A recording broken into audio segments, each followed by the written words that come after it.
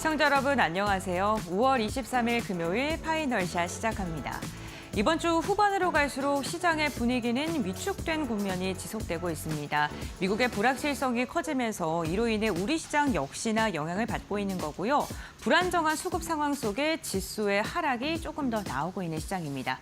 그렇다면 우리 시장 이러한 장 속에서 어떻게 전략을 세워야 될까요? 마켓 네이컷을 통해 먼저 알아보도록 하겠습니다. 네, 오늘 우리 시장 가장 중요한 순간으로 뽑았던 이 그림은요, 바로 미국 하원의 지금 법안 통과와 관련된 그 순간이었습니다. 트럼프 감세안이요, 미국 하원을 통과한 것으로 확인이 됐는데 트럼프가 통과가 된 후에 역사상 가장 중요한 날 중에 하나다라는 코멘트를 남기기도 했습니다. 그렇다면 이 트럼프 감세안이라고 불리고 있는 이 법안이 어떠한 식으로 흘러왔는지부터 살펴보겠습니다. 네, 우선 트럼프 미국 대통령이 대선에 나섰을 때 공약 사안으로 내걸었던 그런 법안이기도 합니다. 그리고 나서 올해 3월에 초안이 발표가 됐고 4월에는 예산위가 통과가 됐고요. 그리고 나서 본회의에 상정이 됐습니다. 간밤이었죠. 5월 22일 하원 본회의를 통과를 했는데 공화당 내에서도 반대가 2표가 있었고요. 기권이 1표가 있었습니다. 결국에는 찬성이 215표, 반대가 214표. 굉장히 아슬아슬한 단 1표 차이로 의결이 된 것이죠. 상원 표결 및 서명 예상 시기는요, 이르면 다음 달 그리고 늦어도 7월 달에는 결과가 나올 것으로 예상이 되고 있습니다. 이렇게 아슬아슬했던 찬반구도 그 안에는 어떤 내용을 담고 있을까요? 다음 장을 통해 알아보시죠. 네, 주요 감세와 관련된 내용들을 저희가 좀 정리를 해봤습니다. 아무래도 법안 자체가 트럼프 감세라고 불리는 만큼 가장 중요한 거는 감세에 대한 내용이 얼마만큼 담겨 있느냐는 거겠죠. 우선 4조 달러 규모의 감세가 진행이 되는데 고소득층과 기업 중심의 감세가 진행이 됩니다. 팁과 초과 근무 수당에 대한 면세안이 들어가고요. 65세 이상자에게는 4천 달러의 추가 공제, 그리고 아이가 태어났을 때 트럼프 계좌라는 게 만들어져서요. 1,000달러 상당의 주식 투자 예치를 해준다고 합니다. 이러한 부분은 조금 부럽긴 하더라고요. 그리고 미국 생산 차량에 대한 대출이자 공제와 함께 자녀의 공제 상향과 같은 돈이 많은 사람들이 세액을 조금 더 줄일 수 있는 그러한 방안들이 담겨져 있고요. 아무래도 이렇게 재정적인 구멍이 나다 보면은 이를 메꾸기 위한 법안도 필요하겠죠. 그 안쪽에는 증세에 대한 부분도 있었습니다. 일부 대학 기부금의 수익세율을 21%로 증가시키고요. 비시민권자는 세액 공제 대상에서 제외시키겠다라는 이야기가 담겨 있었습니다. 복지 부분도 다소 줄어들 것으로 보이는데요. 메디케이드의 수급 조건을 강화합니다. 일을 하고 있거나 일정 부분의 소득이 있어야 합니다. 이와 함께 푸드스탬프도 축소를 하는데 역시나 일을 하고 있어야 되고요. 학자금 상환제도 폐지와 함께 대출한도 촉소 안안이 담겨져 있었습니다. 우리가 주목을 하는 부분은 또 청정 에너지 부분에 대해서 투자자분들께서는 많이 보셨을 것 같은데 대부분의 인플레이션 감축법과 관련된 공제안이 폐지가 되고요. 그 가운데 원전과 바이오 연료 일부만 지금 살아남은 것으로 확인되고 있습니다.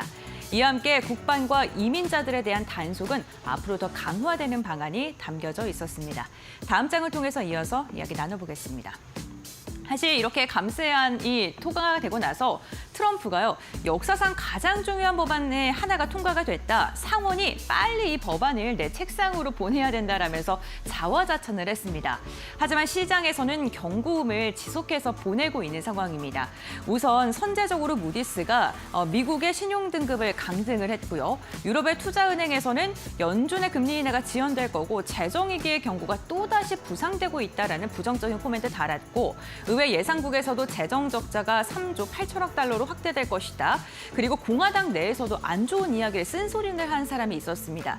토머스 매시 같은 경우에는 굉장히 직접적인 강경한 발언을 했는데요. 타이타닉호의 보일러에 석탄을 넣고 빙하를 향해 현재 돌진 중인 상황이다라고 이야기를 하기도 했습니다. 채권 시장에서도 이렇게 바로 반응이 나왔죠. 재정 악화에 대한 공포감 때문에 30년물 국채 금리가 연간 단위로 5%를 돌파하기도 했습니다.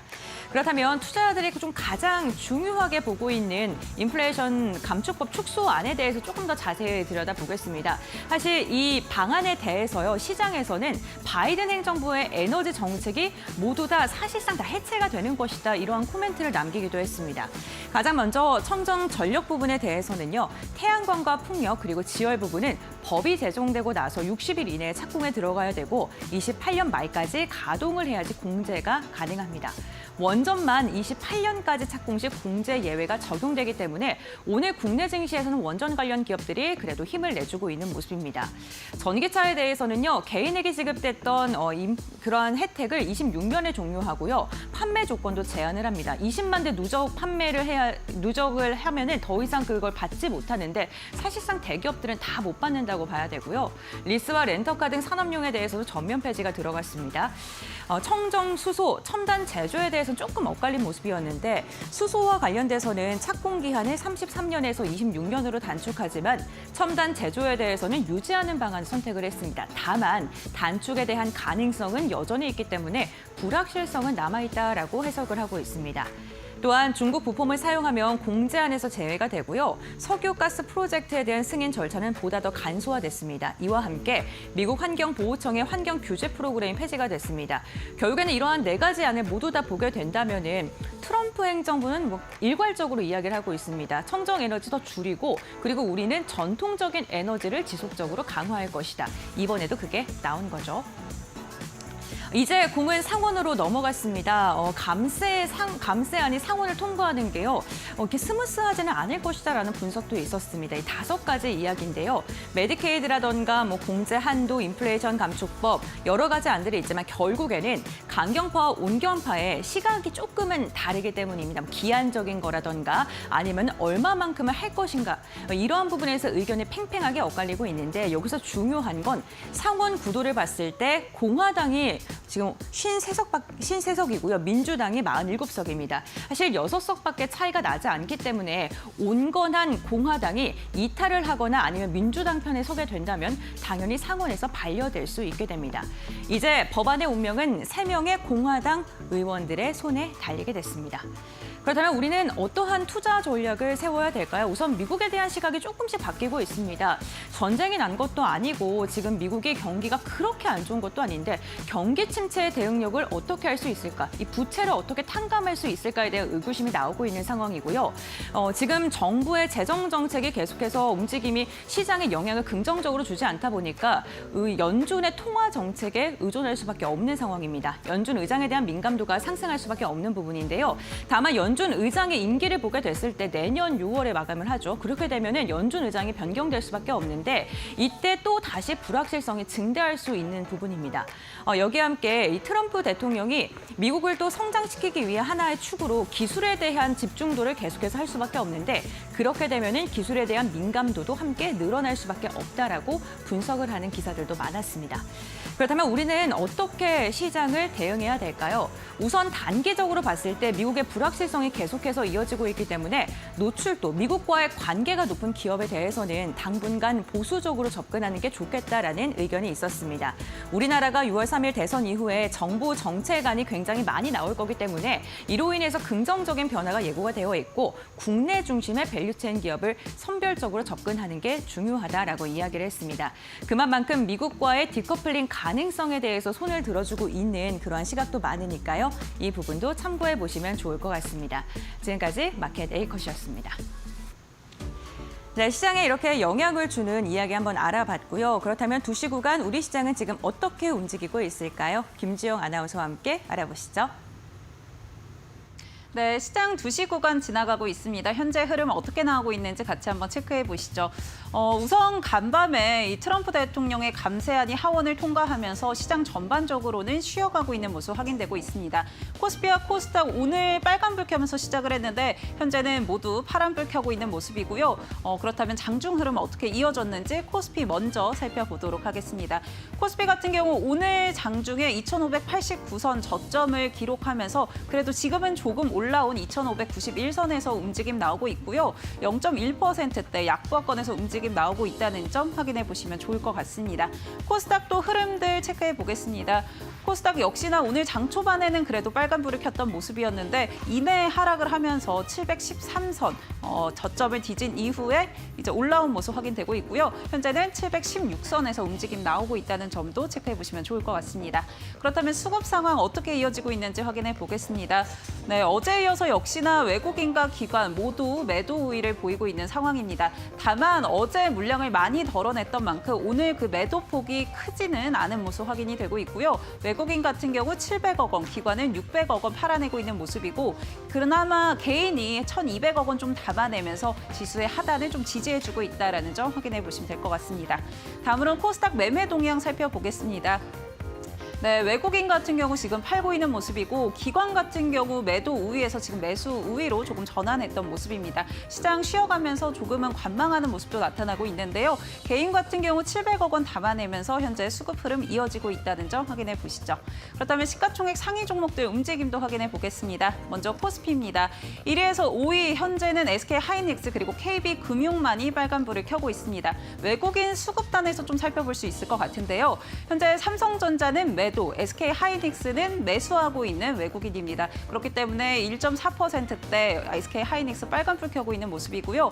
KB금융 같은 경우도 오늘 금융주들의 외국인들의 매수세가 좀 유입이 되면서 KB금융 2.4%대 강세 흐름 이어가고 있습니다. 코스닥 시가총액 상위 종목도 살펴보겠습니다.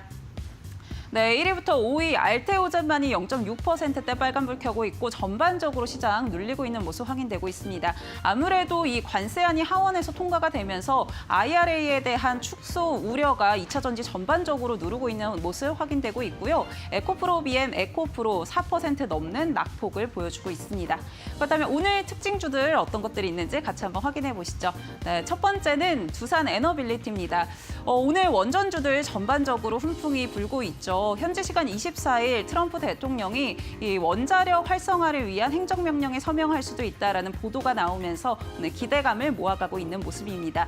여기에는 원자로 이 신규 규제에 대한 완화 등의 내용들이 담긴다라는 소식들 전해졌는데요. 간밤에 미국 증시에도 이 원전 관련주들의 훈풍이 불었는데 오늘 이 영향 국내에서도 고스란히 받아가고 있는 흐름이고요. 두산 에너빌리티 계속해서 강세 흐름 이어가고 있다는 점 확인해 보시면 좋을 것 같습니다.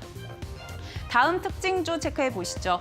네, 다음 특징주는 위더스 제약입니다. 대선 공약주도 역시나 시장에서 주목하고 있는 부분이죠. 오늘 더불어민주당 측에서 이 탈모 치료를 다시 한번 공약으로 꺼내들면서 시장 부각하고 주목하고 있는 모습들 확인되고 있습니다.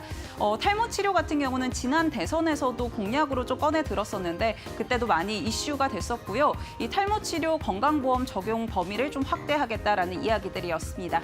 오늘 이 소식에 위더스 제약이 가장 큰 상승 탄력을 좀 받아갔던 모습인데요. 아무래도 장기 지속형 이 탈모 치료제를 개발했다라는 이력들 부각되면서 기대감 모아가는 모습입니다. 다음 특징주도 체크해 보시죠.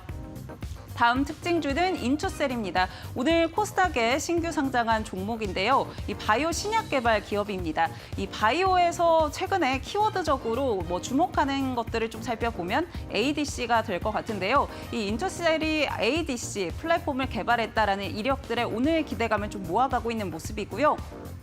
장 초반 110% 넘는 급등 흐름을 이어가다가 현재 구간에서는 조금 소폭 이 상승폭을 줄이면서 80%대 강세 흐름 이어가고 있는 모습 확인되고 있습니다. 인투셀까지 특징주 정리해드렸고요. 지금까지 시황센터의 김주영이었습니다.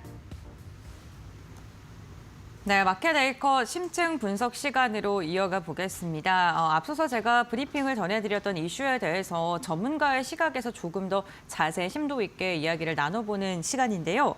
트럼프 미국 대통령이 자평한 감세안이 미국 하원의 문턱을 넘어선 상황입니다.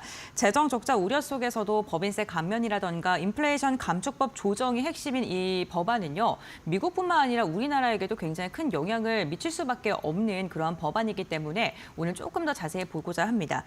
이 시각은요. 하창한 본부장님 함께합니다. 안녕하십니까? 네, 안녕하세요. 네, 반갑습니다. 우선 트럼프 감세안이 드디어 이 하원의 문턱을 넘어섰습니다. 어떠한 내용이 핵심적으로 바라봐야 되고 글로벌 경제에 어떤 영향을 미칠지 본부장님께서 어떻게 바라보세요? 뭐 좀 얘기가 일본 질문 하다 끝날 수도 있는데 좀 길게 얘기할 할 말이 거면, 많습니까? 네, 뭐 일단 매크로적인 것부터 좀 말씀을 네. 드릴게요. 사실 감세안이 지금 통과가 됐을 때 물론 이제 상원에서의 흐름을 좀 지켜봐야 되겠지만 만약에 이게 진행이 된다라고 한다면 저는 개인적으로 조금은 부정적으로 보고 있거든요. 왜냐하면 네. 하원에서 통과한 그대로 상원을 통과하기가 어렵다라는 게 첫 번째고요. 그렇게 됐을 때는 이제 그 재정적인 적자 그리고 부채 조달을 과연 어떻게 할 것이냐 이게 문제가 대두가 될 수밖에 없죠. 이 얘기로 가려면 또 최근에 있었던 20년물 국채 얘기를 또 안 꺼낼 수가 없는데 그쵸. 뭐 전일 같은 경우에 이 감세안 통과되고 나서 국채 수익률이 20년물이 4.63까지 올라갔고요. 이제 아무래도 숏 포지션을 많이 구축을 해놨다 보니 거기서 이제 추가적으로 더 하락하지 않아서 숏커버가 좀 일부 나왔어요. 그래서 마치 국채가 괜찮았었던 것처럼 보일 뿐이지 애초에 공매도 포지션이 그러니까 숏 포지션이 굉장히 많았거든요. 그렇기 때문에 언제든지 사실 밑으로 내려갈 수 있는 상황이고 그다음에 이번에 입찰률 같은 경우 41% 하이힐드에서 41%면 그냥 안 팔렸다고 거의 보시면 됩니다. 예, 네. 그래서 5% 할인 쿠폰인데 5%도 엄청나게 많이 주는 거잖아요. 근데 거기에서 할인율이 더 높아졌죠. 그러니까 그만큼 국채가 잘 안 팔리고 있었다라는 사실이고 이게 만약 연속적으로 나온다라고 한다면 앞으로 정부가 국채를 발행할 때는 이자 비용이 많이 늘어나겠죠.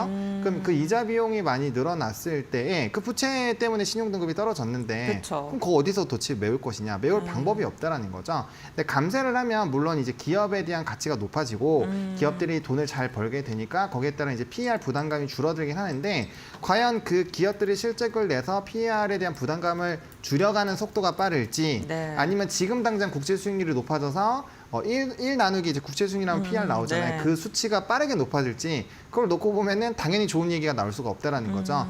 다행스럽게도 전일에 이제 S&P 글로벌 지표가 좋게 나왔는데 그것도 내용을 뜯어보시면 데이터가 왜곡이 되어 있습니다. 아예 그냥 분석한 사람 자체가 그런 얘기를 하고 있어요. 그러니까 관세안이 90일 동안 유지가 되고 있고 거기에 따라서 선제적인 수요 대응이 좀 있는 거라서 이전에 이제 우리가 관세 협의하기 직전에 네.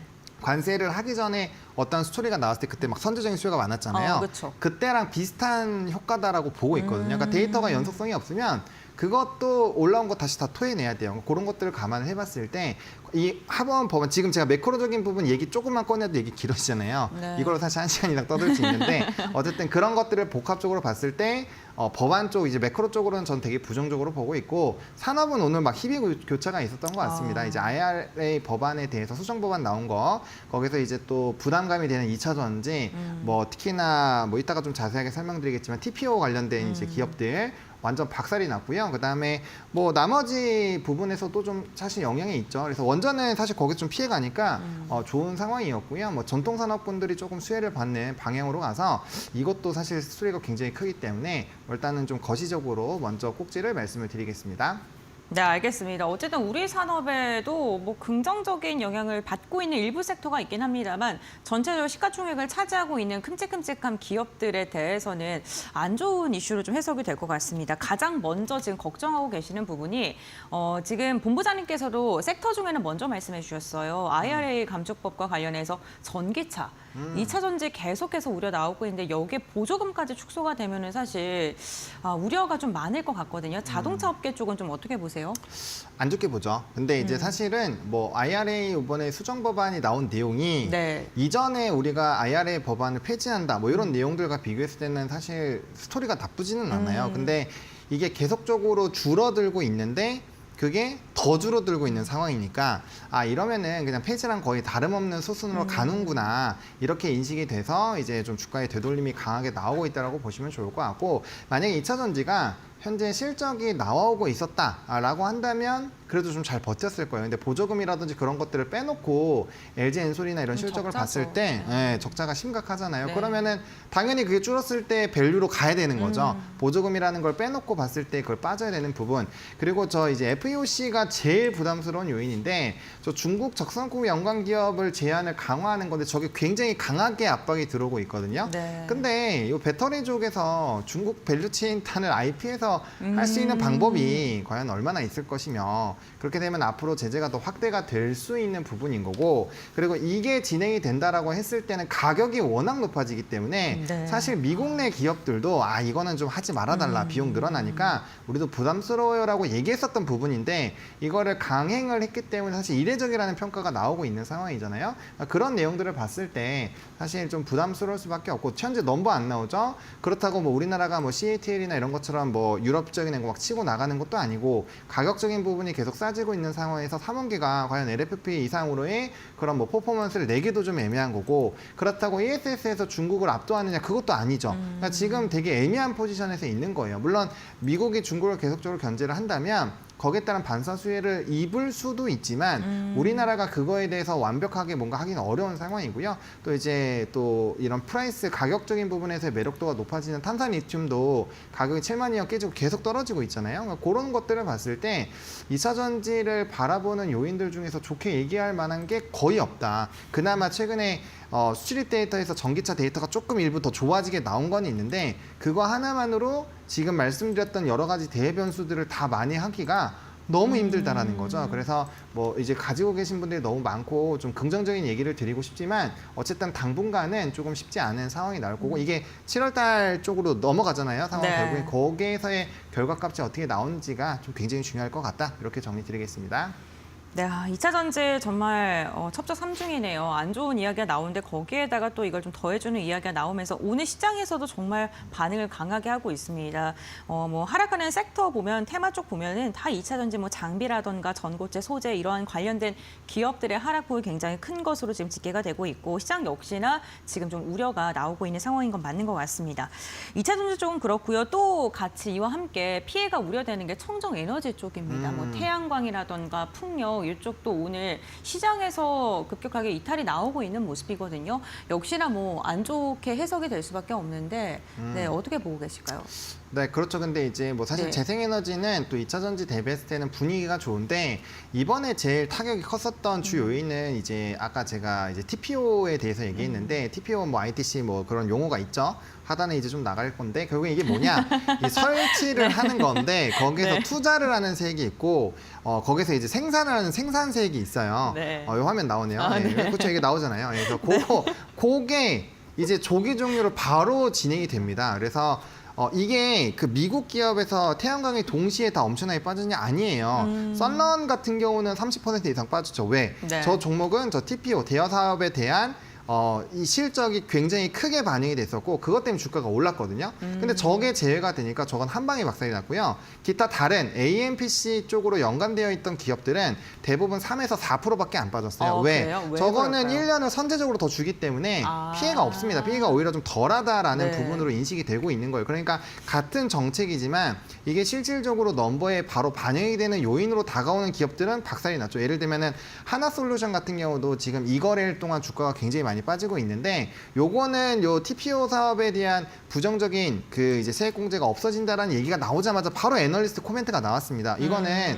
되돌림이 나올 수밖에 없는 부분이다. 그래서 이제 선행 PER 수준으로 8에서 9배 수준이니까 27,000원에서 29,000원대까지 떨어져야 정상이다. 그러니까 떨어지는 게 합리적이다. 라는 코멘트가 바로 나왔어요. 그러니까 네. 그 리포트를 빨리 보셨던 분들은 선제적인 대응을 했을 거고 아마 요 이거래일 동안에 그 하락 부분을 맞지 않았을 건데 중요한 거는 이게 같은 정책이라도 시장이 받아들이는 내용이 완전 다르다라는 거예요. 그래서 이게 단순히 대충 알고 보시면은 태양광 전부 다 안 좋네. 태양광 전부 다 팔았는데 뭐 썬런 같은 종목군들은 TPO의 영향을 많이 받으니까 많이 무너지겠지만 나머지는 다시 바로 반등이 나올 수도 있는 거거든요. 왜냐하면 에너지에 대한 이슈가 계속 있는 상황이니까. 그래서 그런 내용들로 본다라고 한다면 이것도 좀 엮어서 봐야 될 것 같고요. 그리고 그거 외에도 사실 이제 풍력 같은 경우는 좀 억울한 부분이 있긴 해요. 왜냐면 그쪽은 TPO에 대한 영향이 사실 그렇게 많지는 않습니다.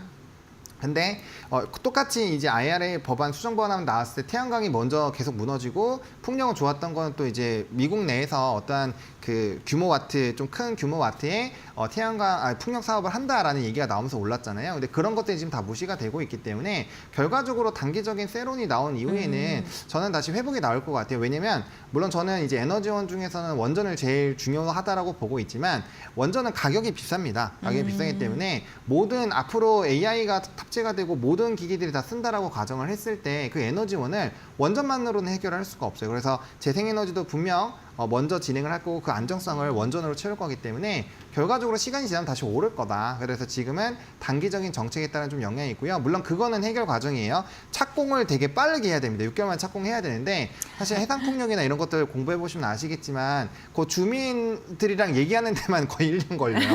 네, 그러니까 사실상 굉장히 힘들어졌다라는 거죠. 태양광은 좀 낫잖아요. 그럼. 태양광도 비슷합니다. 아, 그래요? 태양광도 네. 시간 뭐 좀 걸립니다. 그래서 그런 것들을 봤을 때 이게 과연 착공을 바로 잘 할 수 있을까가 좀 제일 의문이어서 그 부분이 좀 걸린다라고 보시면 될 것 같습니다.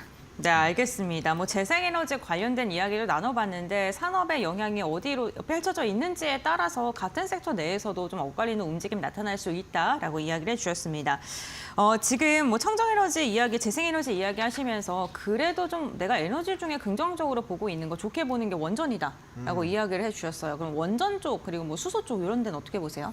수소는 뭐 제 머릿속에 별로 없고요. 네, 원전이 네. 있습니다. 네. 네. 원전인데 뭐 오늘 이미 그 행정명령에 대한 사인을 한다라는 맞아요. 이슈가 나오면서 네. 그 미국장 끝나고 애프터마켓에서 움직였거든요. 애프터마켓에서 뭐 뉴스케일 파워 한 13% 올랐고요. 그다음에 오클로라는 기업도 굉장히 급등을 네. 했고요. 뭐 지금 URA라는 우라라고 이제 티커명이 우라인데 그거 이제 ETF 관련된 부분도 8% 그러니까 ETF가 8%가 올랐으면 대부분 평균 8% 이상 그러네요. 올랐다는 얘기예요.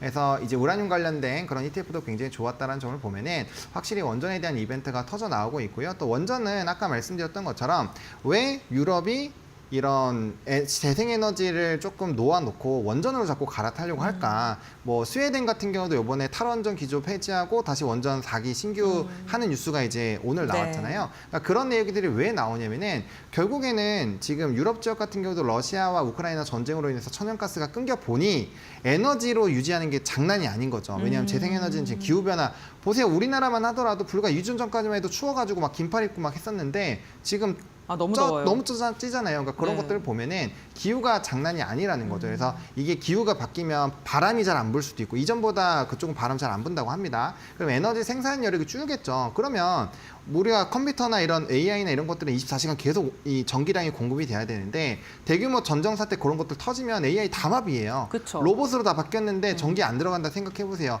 이 물론 ESS로 어느 정도 커버는 하겠지만 그게 장기적으로 됐을 때는 다 죽는단 말이에요. 그러니까 그런 내용들을 보게 됐을 때는 에너지원에 대한 수요가 늘어날 수밖에 없고 그거에서 안정성을 챙겨주는 게 이제 원전이고 유럽 외 기타 지역에서도 지금 탈원전에서 원전으로 돌아가고 있고 네. 그런 내용들을 복합적으로 봤을 때 원전이 안 늘어날 수가 없다라는 거죠. 그래서 그런 내용들로 보면은 충분히 매력적이다. 그리고 해외 뭐 블룸버그에서도 약간 의도적인 기사다라고 얘기는 나오고 있지만 어쨌든 우리나라가 네. 가장 큰 수혜를 받을 것이다. 왜? 납기라는 거 하나만으로도 매력적이다라는 내용이 나왔기 때문에 그런 흐름들도 보셔야 될 것 같고 일단 미국장에서 오늘 아마 장중에 급등을 하겠죠. 그래서 월요일까지는 원전이 조금 강한 흐름을 유지가 할 확률이 높다라고 생각을 하고 있습니다.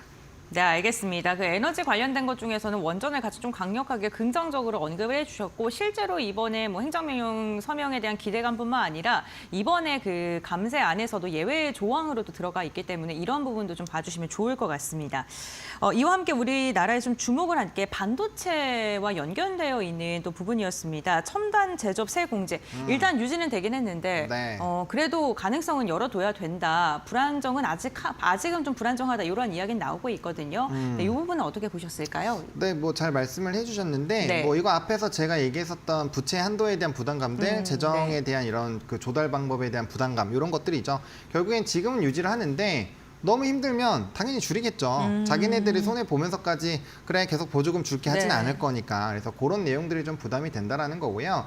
뭐 이제 미국의 상황이 좋아지고 부채에 대한 부분이 해소가 되고 뭐 국채 수익률 좀 떨어져 국채에 대한 매력도가 높아지고 그래서 저는 코인이 요즘에 많이 움직인다라고 생각을 하거든요. 왜 갑자기 이들이 지니어스법 통해서 스테이블 코인에 대한 법제화 이 얘기를 하겠어요. 네. 결국에는 스테이블 코인을 갖다가 국채를 살 수 있으니까 그런 스토리로 간다라는 거죠. 그러니까 기존에 없던 돈이 또 만들어지는 만들어져야 되기 때문에 뭐 신용사회는 다들 아시는 거지만 없던 걸 만든 거기 때문에 다른 없던 걸로 사실 메우는 게 제일 좋아요. 그래서 그런 흐름들이 나올 수가 있고요. 아직은 이거는 뭐 가시화되는 건 아닌데 아마 공급망에 대한 변화 필요도가 늘어날 거고 그럼 어쩔 수 없이 시설 투자를 해야 되거든요. 그럼 거기에 따른 부담감이 재무적으로 나타날 수 있기 때문에 뭐 단기적으로는 지금은 괜찮지만 중장기적으로는 부담 요인으로 작용할 확률이 높다. 이렇게 정리드리면 될 것 같습니다. 네, 알겠습니다. 오늘 하창원 본부장관은 인플레이션 감축법 그리고 트럼프 감세 하원 통과와 관련된 이야기, 우리 산업에 어떠한 영향력을 줄지에 대한 이야기 나눠봤습니다. 어쨌든 재생에너지라든가 2차 전지에 관련돼서는 타격은 불가피한 상황이지만 그 안에서도 해답은 있었습니다. 여러 가지 투자 인사이트 정리해 주셨으니까 참고해 보시면 좋을 것 같고요. 본부장님과의 말씀 오늘 여기까지 하겠습니다. 고맙습니다. 맞습니다.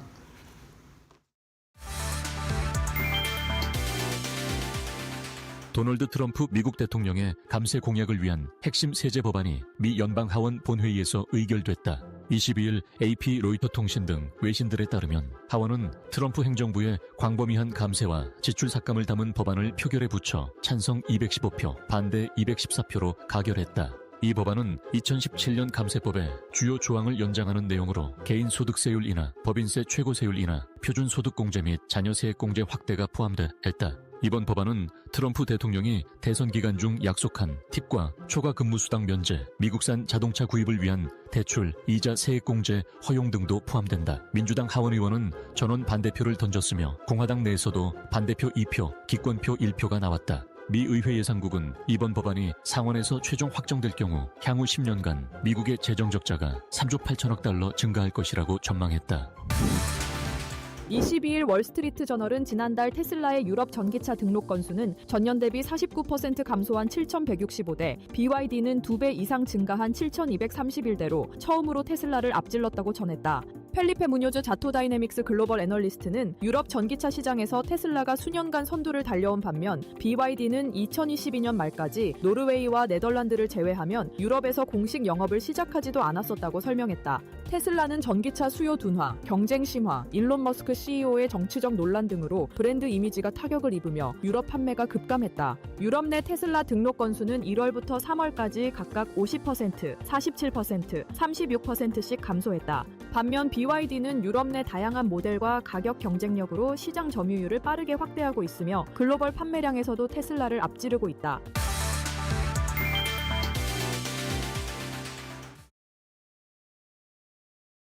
네, 시청자 여러분 안녕하십니까? 신민영입니다. 오늘도 종목 파인더로 파이널샷 이어가겠습니다. 정확한 이슈 진단해 보시고요. 투자 전략도 함께 정비해 보시죠.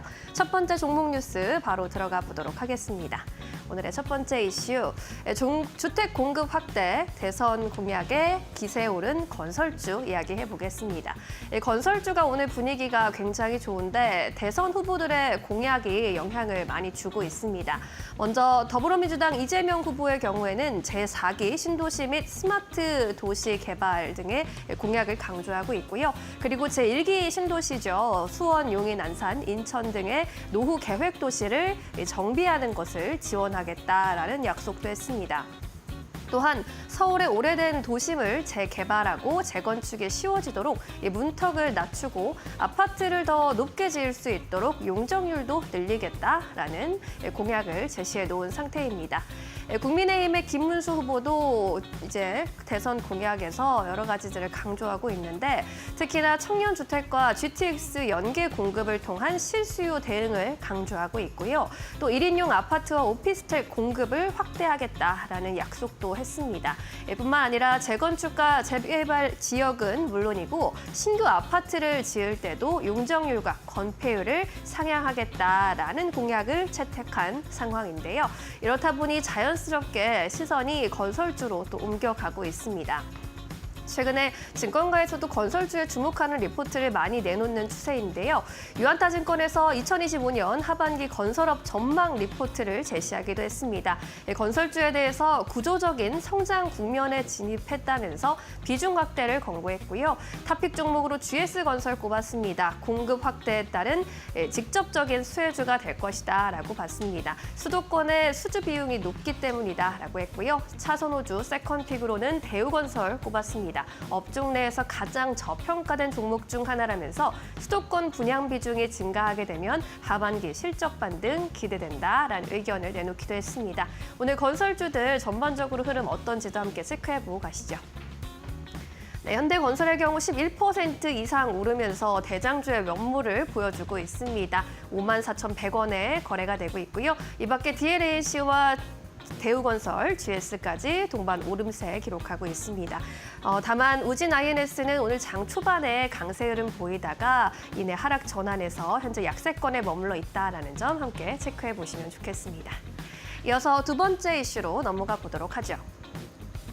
미국에서 원전 활성화를 위한 행정명령에 사인할 것이다라는 보도가 나왔습니다. 이에 따라 오늘 원전주의 강세가 또 포착이 되고 있는데 일단 트럼프 대통령의 행정명령 검토 내용을 살펴보시면요. 2050년까지 미국의 원자력 발전 용량을 지금의 4배 수준인 400기가와트까지 늘리려는 조치를 포함하고 있는 것으로 보입니다.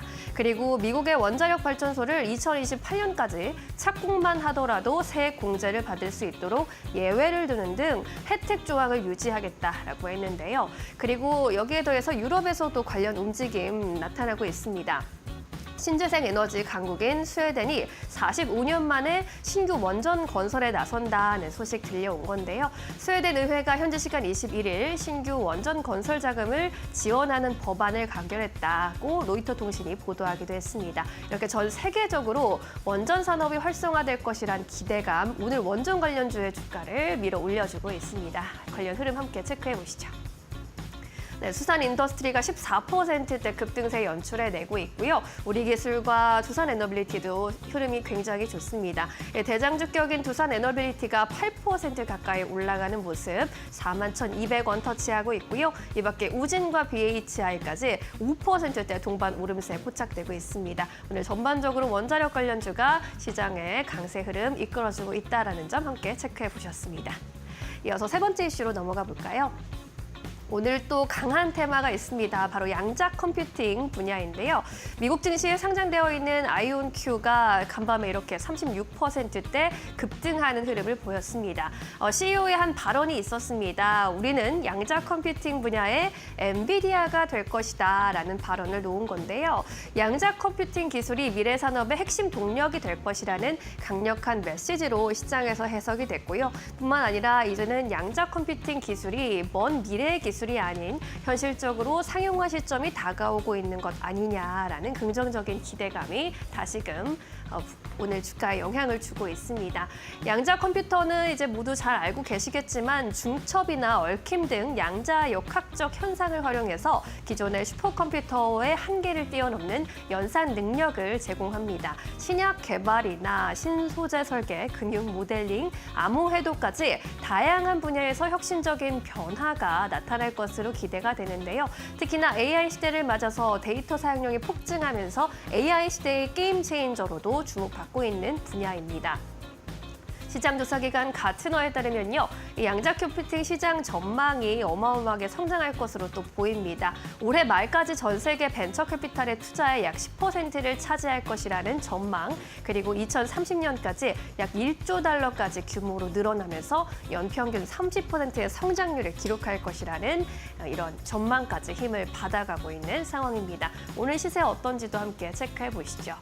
간만에 오름세들을 공동으로 나타내고 있습니다. 그러나 시세의 흐름이 그렇게 연속적일지는 지켜봐야 할 부분일 것 같고요. 엑스게이트가 가장 높은 오름세 4%대 오름세 가져갑니다. 아톤도 3%대, 한국첨단소재와 포토닉 동반 강세 유지하고 있는 가운데 한국정보인증은 약세로 전환하고 있다라는 점까지 함께 확인해 보셨습니다.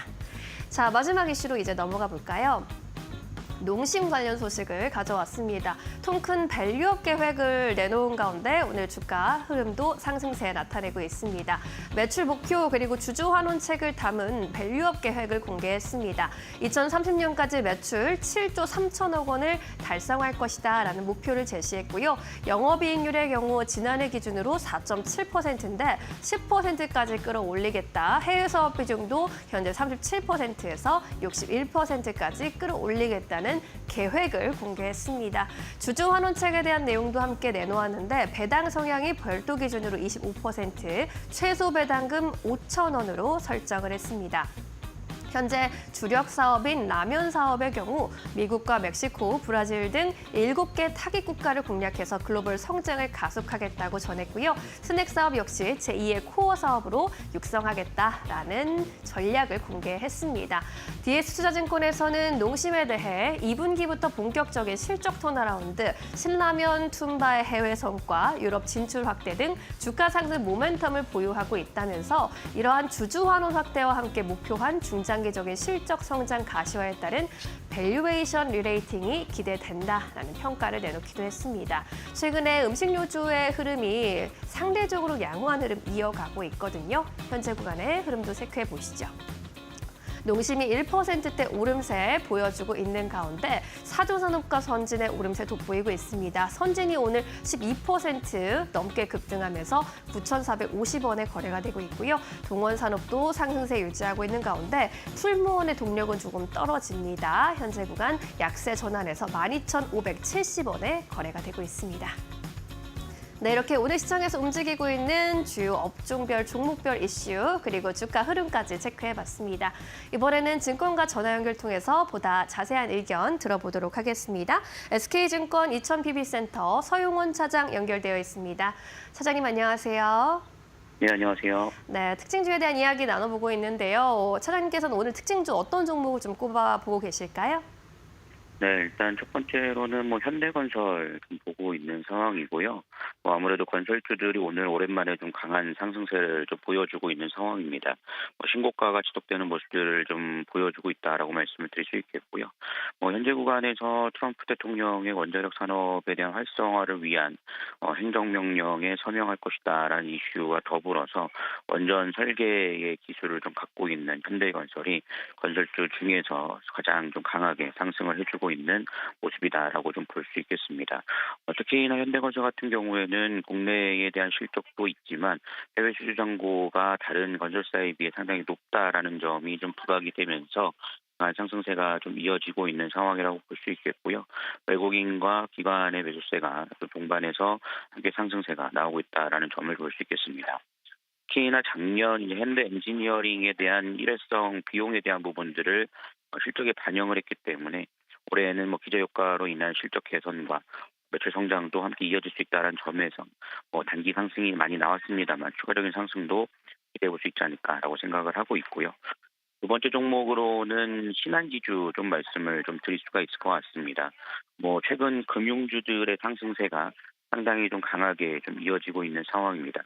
실적과 주주 환원에 대한 기대감이 둘 다 반영되고 있다라고 좀 볼 수가 있을 텐데요.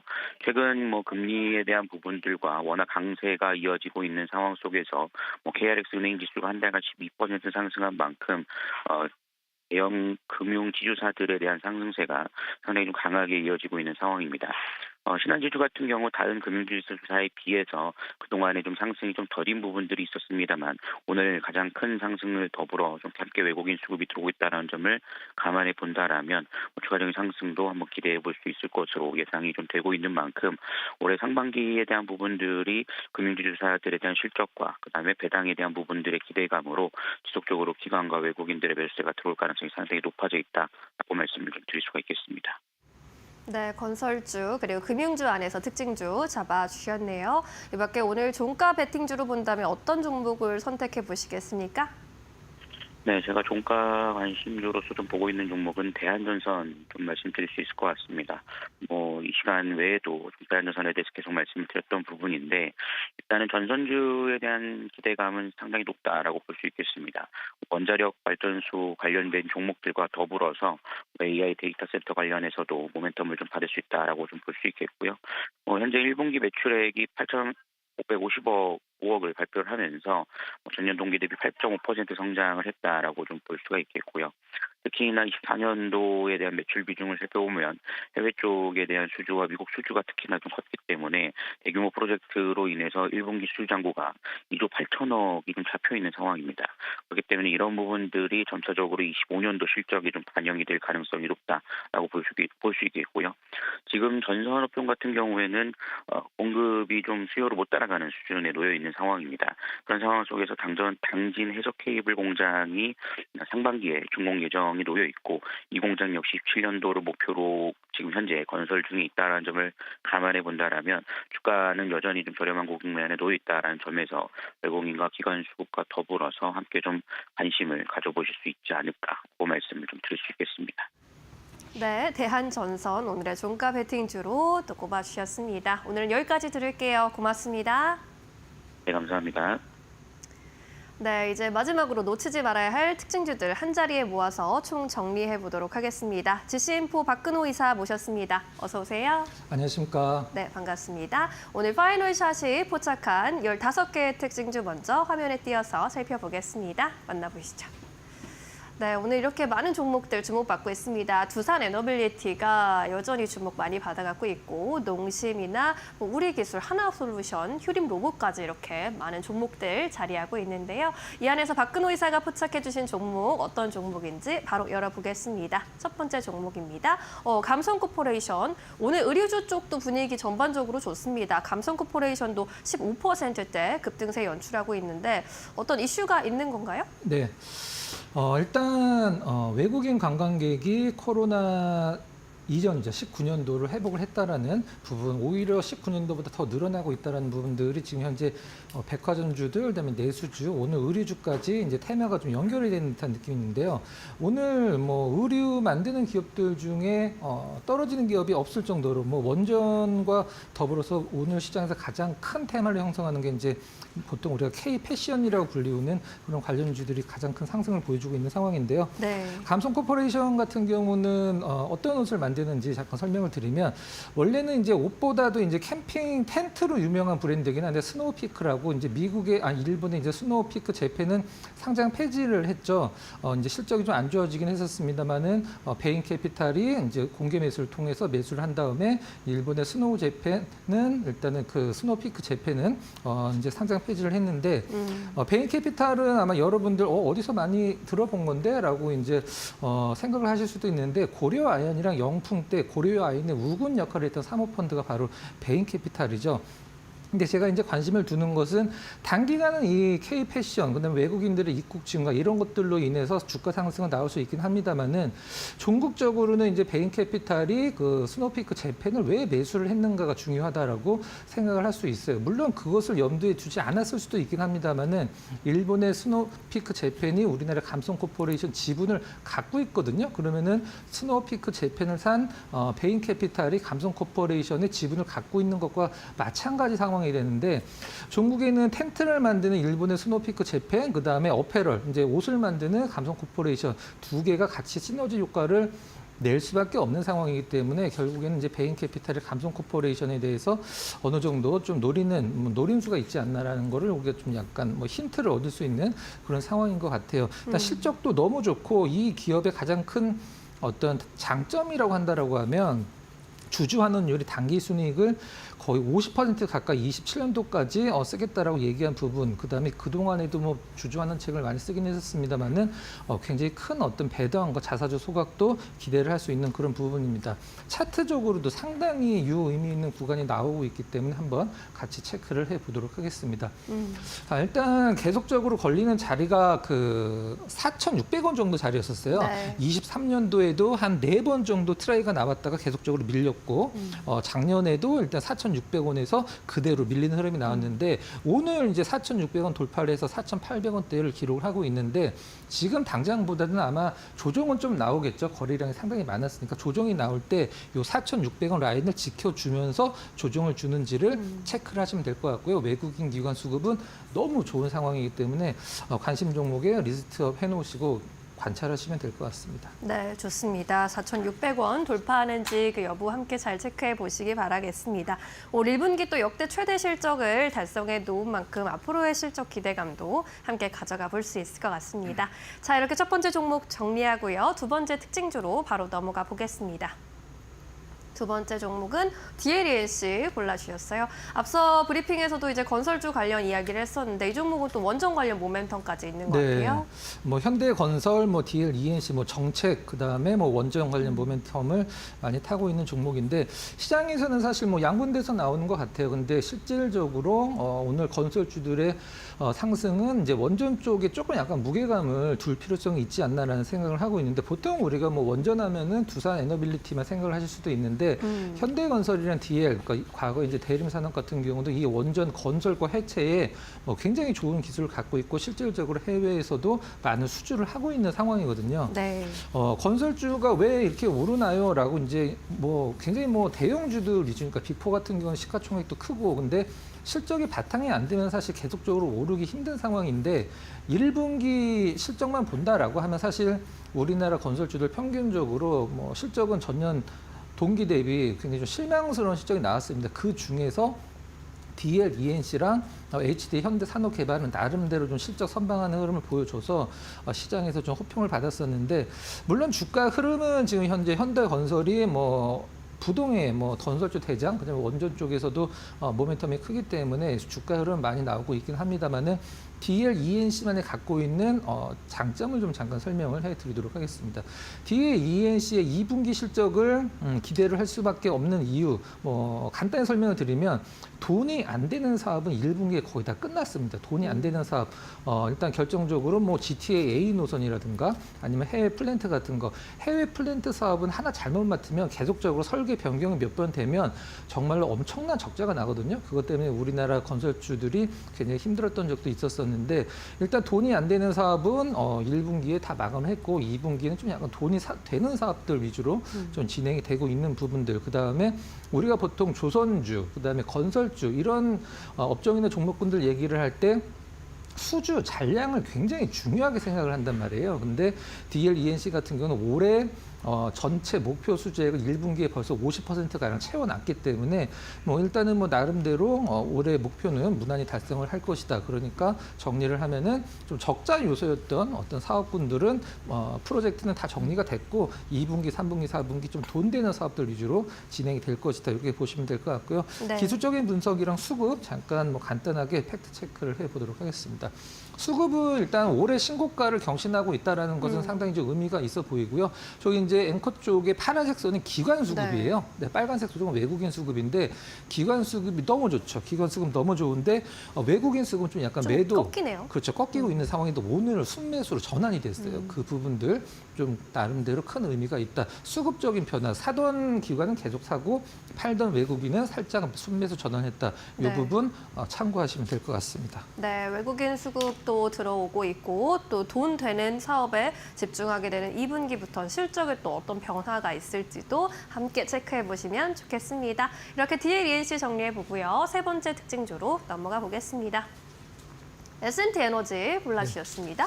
이 종목도 원전 관련 이야기 나오고 네, 그렇죠. 또 LNG 미국 프로젝트 이야기 그렇죠. 나올 때마다 네. 또 주목받던데 이게 어떤 기업인가요? 원래 그 삼총사였었어요. 미국 LNG 최대 수혜를 보고 있는 그리고 앞으로도 볼 기업이 태광, 그다음에 성광밴드, S&T 에너지인데 네. S&T 에너지가 뭐 하는 기업이냐면 가장 큰 그 사업 부분이 이제 에어 쿨러를 만드는 기업이거든요. 에어 쿨러가 이제 가장 많이 쓰이는 곳이 이제 LNG에서 액화를 할 때, LNG 액화를 할 때 그 냉각시키다 냉매를 냉각을 시켜야지 이제 그 기체를 액체로 바꿀 수 있잖아요. 그래서 네. 그 부분들이 이제 에어쿨러고 나름대로 이제 플랜트나 발전소에서도 보통 열 교환기라고 많이 얘기를 하기도 합니다만은 이제 그 시장에서는 에어쿨러라고 부르는 게 더 맞다라고 이제 보시면 될 것 같고요.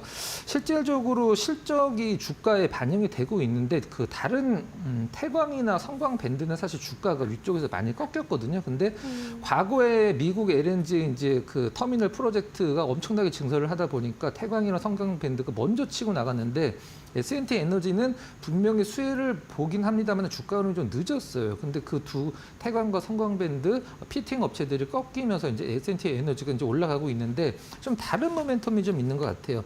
일단 뭐 성광밴드는 미국 위주, 그다음에 태광은 중동 위주긴 한데 이제 S&T 에너지도 일단 미국 쪽 LNG 쪽에서 상당히 많은 모멘텀이 있긴 했습니다만 주가가 좀 약간 지지부진했는데 그 두 종목에 비해서 근데 최근에 중동 쪽 프로젝트에서 상당한 어떤 그 모멘텀을 갖고 있고 이제 그 수주를 함으로써 그게 미래 성장성으로 지금 주가에 이제 발현이 되고 있는 상황인데 오늘 이제 거의 뭐 20% 가까운 상승을 보여주고 있기 때문에 오늘 네. 접근은 사실 좀 약간 무리긴 합니다만 저는 지금 시장에서는 떨어져서 좀 싸 보이는 종목보다는 좀 너무 많이 올라서 좀 부담스러운 종목군들이 더 가는 시장이라고 생각을 하고 있거든요. 좀 조정 받았을 때 좀 한번 관심 있게 보시고요. 차트를 한번 좀 잠깐 보도록 하겠습니다. 뭐 거의 조정을 이제 오른 거 대비해서 조정을 굉장히 얕게 주고 계속적으로 올라가고 있는 상황이죠. 수급 보면은 이제 역시 빨간색의 외국인 수급이 중심을 잡고 있고 기관은 약간 좀 매도세로 좀 접어드는 듯한 느낌이긴 한데 네.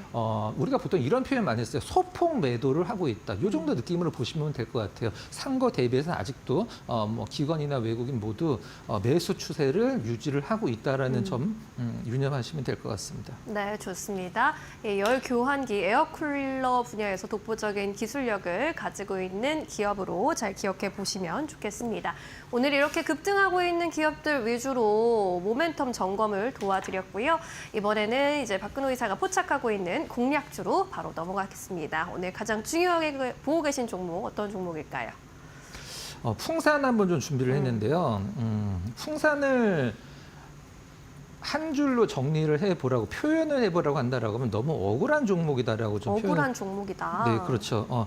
방산 때 사실 풍산의 방산 산업이 굉장히 큰 성장을 했고 올해도 큰 성장이 이미 담보가 돼 있는 상황인데 네. 시장에서는 그냥 풍산이 뭐 총알 만들고 포탄 만드는 이런 기업보다도 그냥 우리가 보통 신동 사업이라고 하는 구리 관련된 사업을 하는 기업으로만 주가가 적용이 돼 있어요. 물론 풍산이 방산 기업이라는 걸 모르는 투자자분들은 아무도 안 계시겠지만 지금 방산이 받고 있는 프리미엄이 주가에 거의 적용이 안 돼 있는 상황이기 때문에 이 부분들이 저는 개인적으로 좀 억울하지 않나라는 풍산 입장에서 좀 말씀을 드리고요. 네. 풍산 차트랑 구리 차트를 같이 합성을 해서 놓고 보면 이게 어떤 게 구리 차트고 어떤 게 풍산 차트인지 분간을 할 수 없을 정도로 굉장히 똑같이 움직입니다. 근데 네. 최근에 이제 3월 말서부터 4월 초까지 풍산이 급락을 한 구간이 있었었는데 그게 바로 트럼프 이제 관세 전쟁 때문에 이제 구리 가격이 급락을 했거든요. 이제 구리라는 것은 우리가 보통 뭐 닥터 쿠퍼라고 해서 경기에 가장 민감한 이제 그 금속으로 취급을 하다 보니까 경기가 꺾이면은 이제 사용량도 줄어들고 경기가 좋아지면 사용량이 확 올라가는. 근데 오늘 아직까지는 사실 저점에서 구리 가격이 올라는 왔습니다만은 지금까지 좀 약간 플랫하게 횡보하는 구간이거든요. 근데 오늘 풍산이 나름대로 구리보다 좀 먼저 움직였다라는 것은 구리 가격이 안 움직여도 앞으로 풍산이 조금 시장에서 이 방산 쪽의 모멘텀을 타서 움직이고 있는 게 아닌가라는 것을 어림짐작할 수 있는 부분이고요. 일단 실적 본다라고 하면은 일단 뭐 올해 2분기 이제 1조 원대 매출을 기록을 예상을 하고 있는 상황인데 1분기 매출은 이제 지나갔기 때문에 나쁘진 않았습니다. 2분기 실적을 굉장히 시장에서 기대를 하고 있는데 방산 부분에서 기대를 한다, 늘어날 것으로 예상을 한다 이게 아니라 이미 수주를 받고 나서 이제 받은 돈이 있기 때문에 거의 2분기 실적은 시장의 예상치대로 나올 거라고 보시면 될 것 같은데 1분기 대비 무려 2분기가 일단 방산 부분은 100%가 넘게 일단 증가를 해서 영업이익이 뽑힐 것으로 시장은 내다보고 있는 상황인 것 같아요.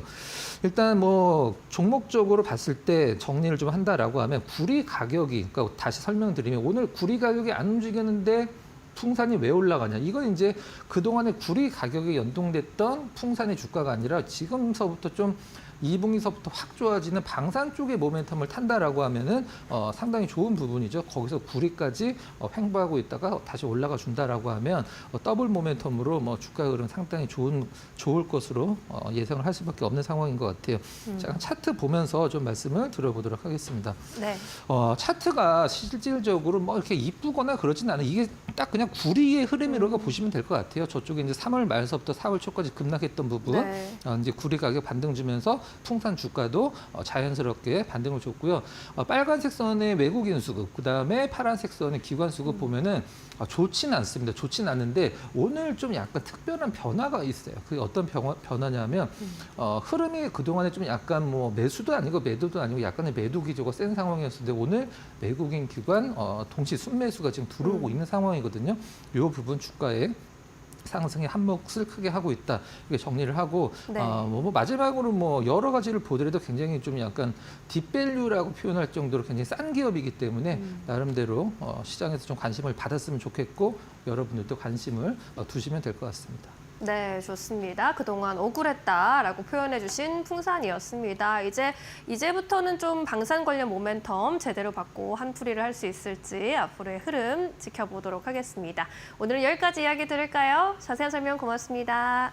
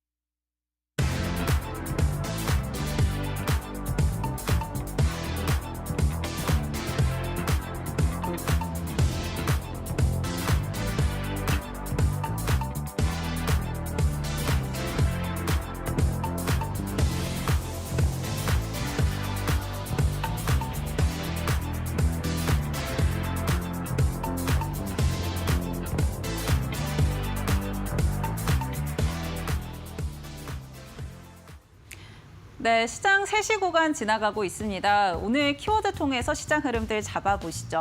네, 오늘은 트럼프의 웃고 우는 섹터로 잡아보려고 합니다. 먼저 원전입니다. 트럼프의 웃는 섹터죠. 오늘 원전주들 전반적으로 훈풍이 불고 있습니다. 트럼프 대통령이 원자력 활성화를 위한 행정명령에 이번 주 현지 시간 24일 서명할 수도 있다라는 보도들이 나오면서 전반적으로 훈풍이 불고 있는 모습인데요. 이 내용들 좀 살펴보면은 우선은 신규 이 승인에 대한 부분에 대해서 규제를 완화하겠다라는 내용들이 담고 있습니다. 현재 미국의 발전 용량은 한 100기가와트 정도 해당이 되고 있는데 이 부분을 25년 뒤인 2050년까지 400기가와트로 늘리겠다라는 이야기가 나왔고요. 이를 위해서 승인 규제를 좀 완화하겠다라는 내용들이 담길 것으로 보고 있습니다. 우선은 원전주들 이런 기대감들 모아가면서 전반적으로 훈풍이 불었던 모습이고요. 에너토크 같은 경우 오늘 장중에 상한가까지 도달을 했던 모습이고 우리 기술도 13%대 강세, 또 대장주 두산 에너빌리티, BHI도 6%에서 7%대 강한 상승 탄력 받아가고 있습니다. 그럼 다음 키워드도 한번 잡아보시죠. 네, 트럼프의 우는 키워드 태양광입니다. 간밤에 트럼프 대통령의 이 감세안이 하원을 통과하면서 오늘 신재생 에너지라던가 2차 전지 전반적으로 좀 하락세가 짙은 모습인데요. 이 태양광 같은 경우는 신재생 에너지, 그러니까 IRA 이 개정안이 통과가 되면서 그러면은 축소될 수도 있다, 세액 공제가 줄어들 수 있다라는 우려감들이 작용을 하고 있습니다. 오늘 이 소식에 아침 장 초반부터 낙폭이 크게 있었던 모습이고요. 태양광들 움직임을 좀 살펴보면은 SK 이터닉스도 오늘 장 초반에는 하락세를 보였습니다. 그렇지만 이 낙폭을 조금 회복했던 모습이었는데 현재 보합권에서 움직임 나오고 있고요. 대명에너지부터 OCI 홀딩스, 또 SDN, 하나솔루션까지 이제 하락세가 짙은 모습입니다. 특히나 하나솔루션 같은 경우는 구간 미국에 진출을 하면서 더 기대감을 모아갔었기 때문에 차익 실현 매물이 더 크게 나오는 모습이고요. 11%대 하락세가 이어지고 있습니다.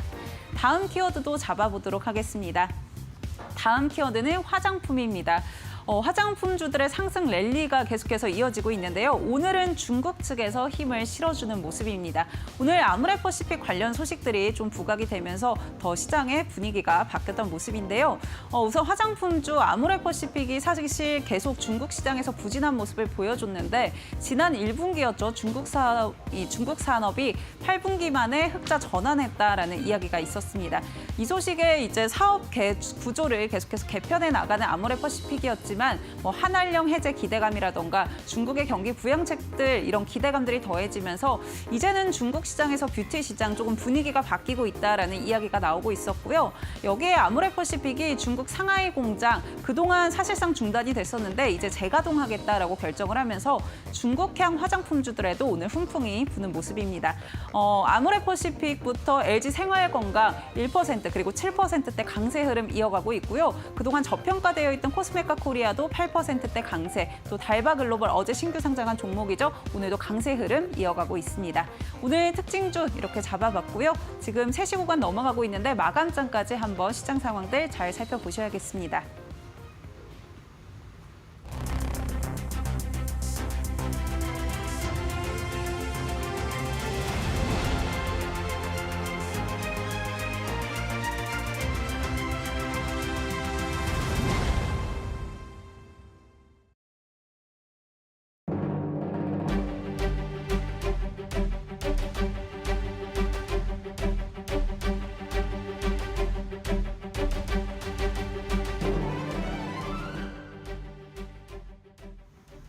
네, 성주원 기자의 취재 현장 시간으로 이어가 보겠습니다. 오늘은 국내 대표 플랫폼과 제약기업의 법정에서의 판결 소식을 전해드리고자 합니다.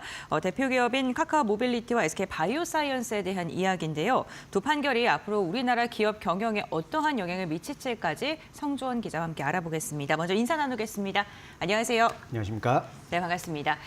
가장 먼저 카카오 모빌리티에 대한 이야기를 나눠보도록 할 텐데요. 국내 최대 모빌리티 플랫폼인 카카오 모빌리티가 공정위로부터 부과받았던 270억 원대의 과징금을 어제 법원이 전부 취소하라고 판결을 했습니다. 콜 모아주기 의혹에 관련된 과징금이었는데 공정위가 어떠한 이유로 과징금을 이렇게 부과를 했고 또 법원은 어떠한 근거를 통해서 이를 모두 취소하라고 했는지 그 이야기를 나눠보도록 하겠습니다. 말씀해 주시죠.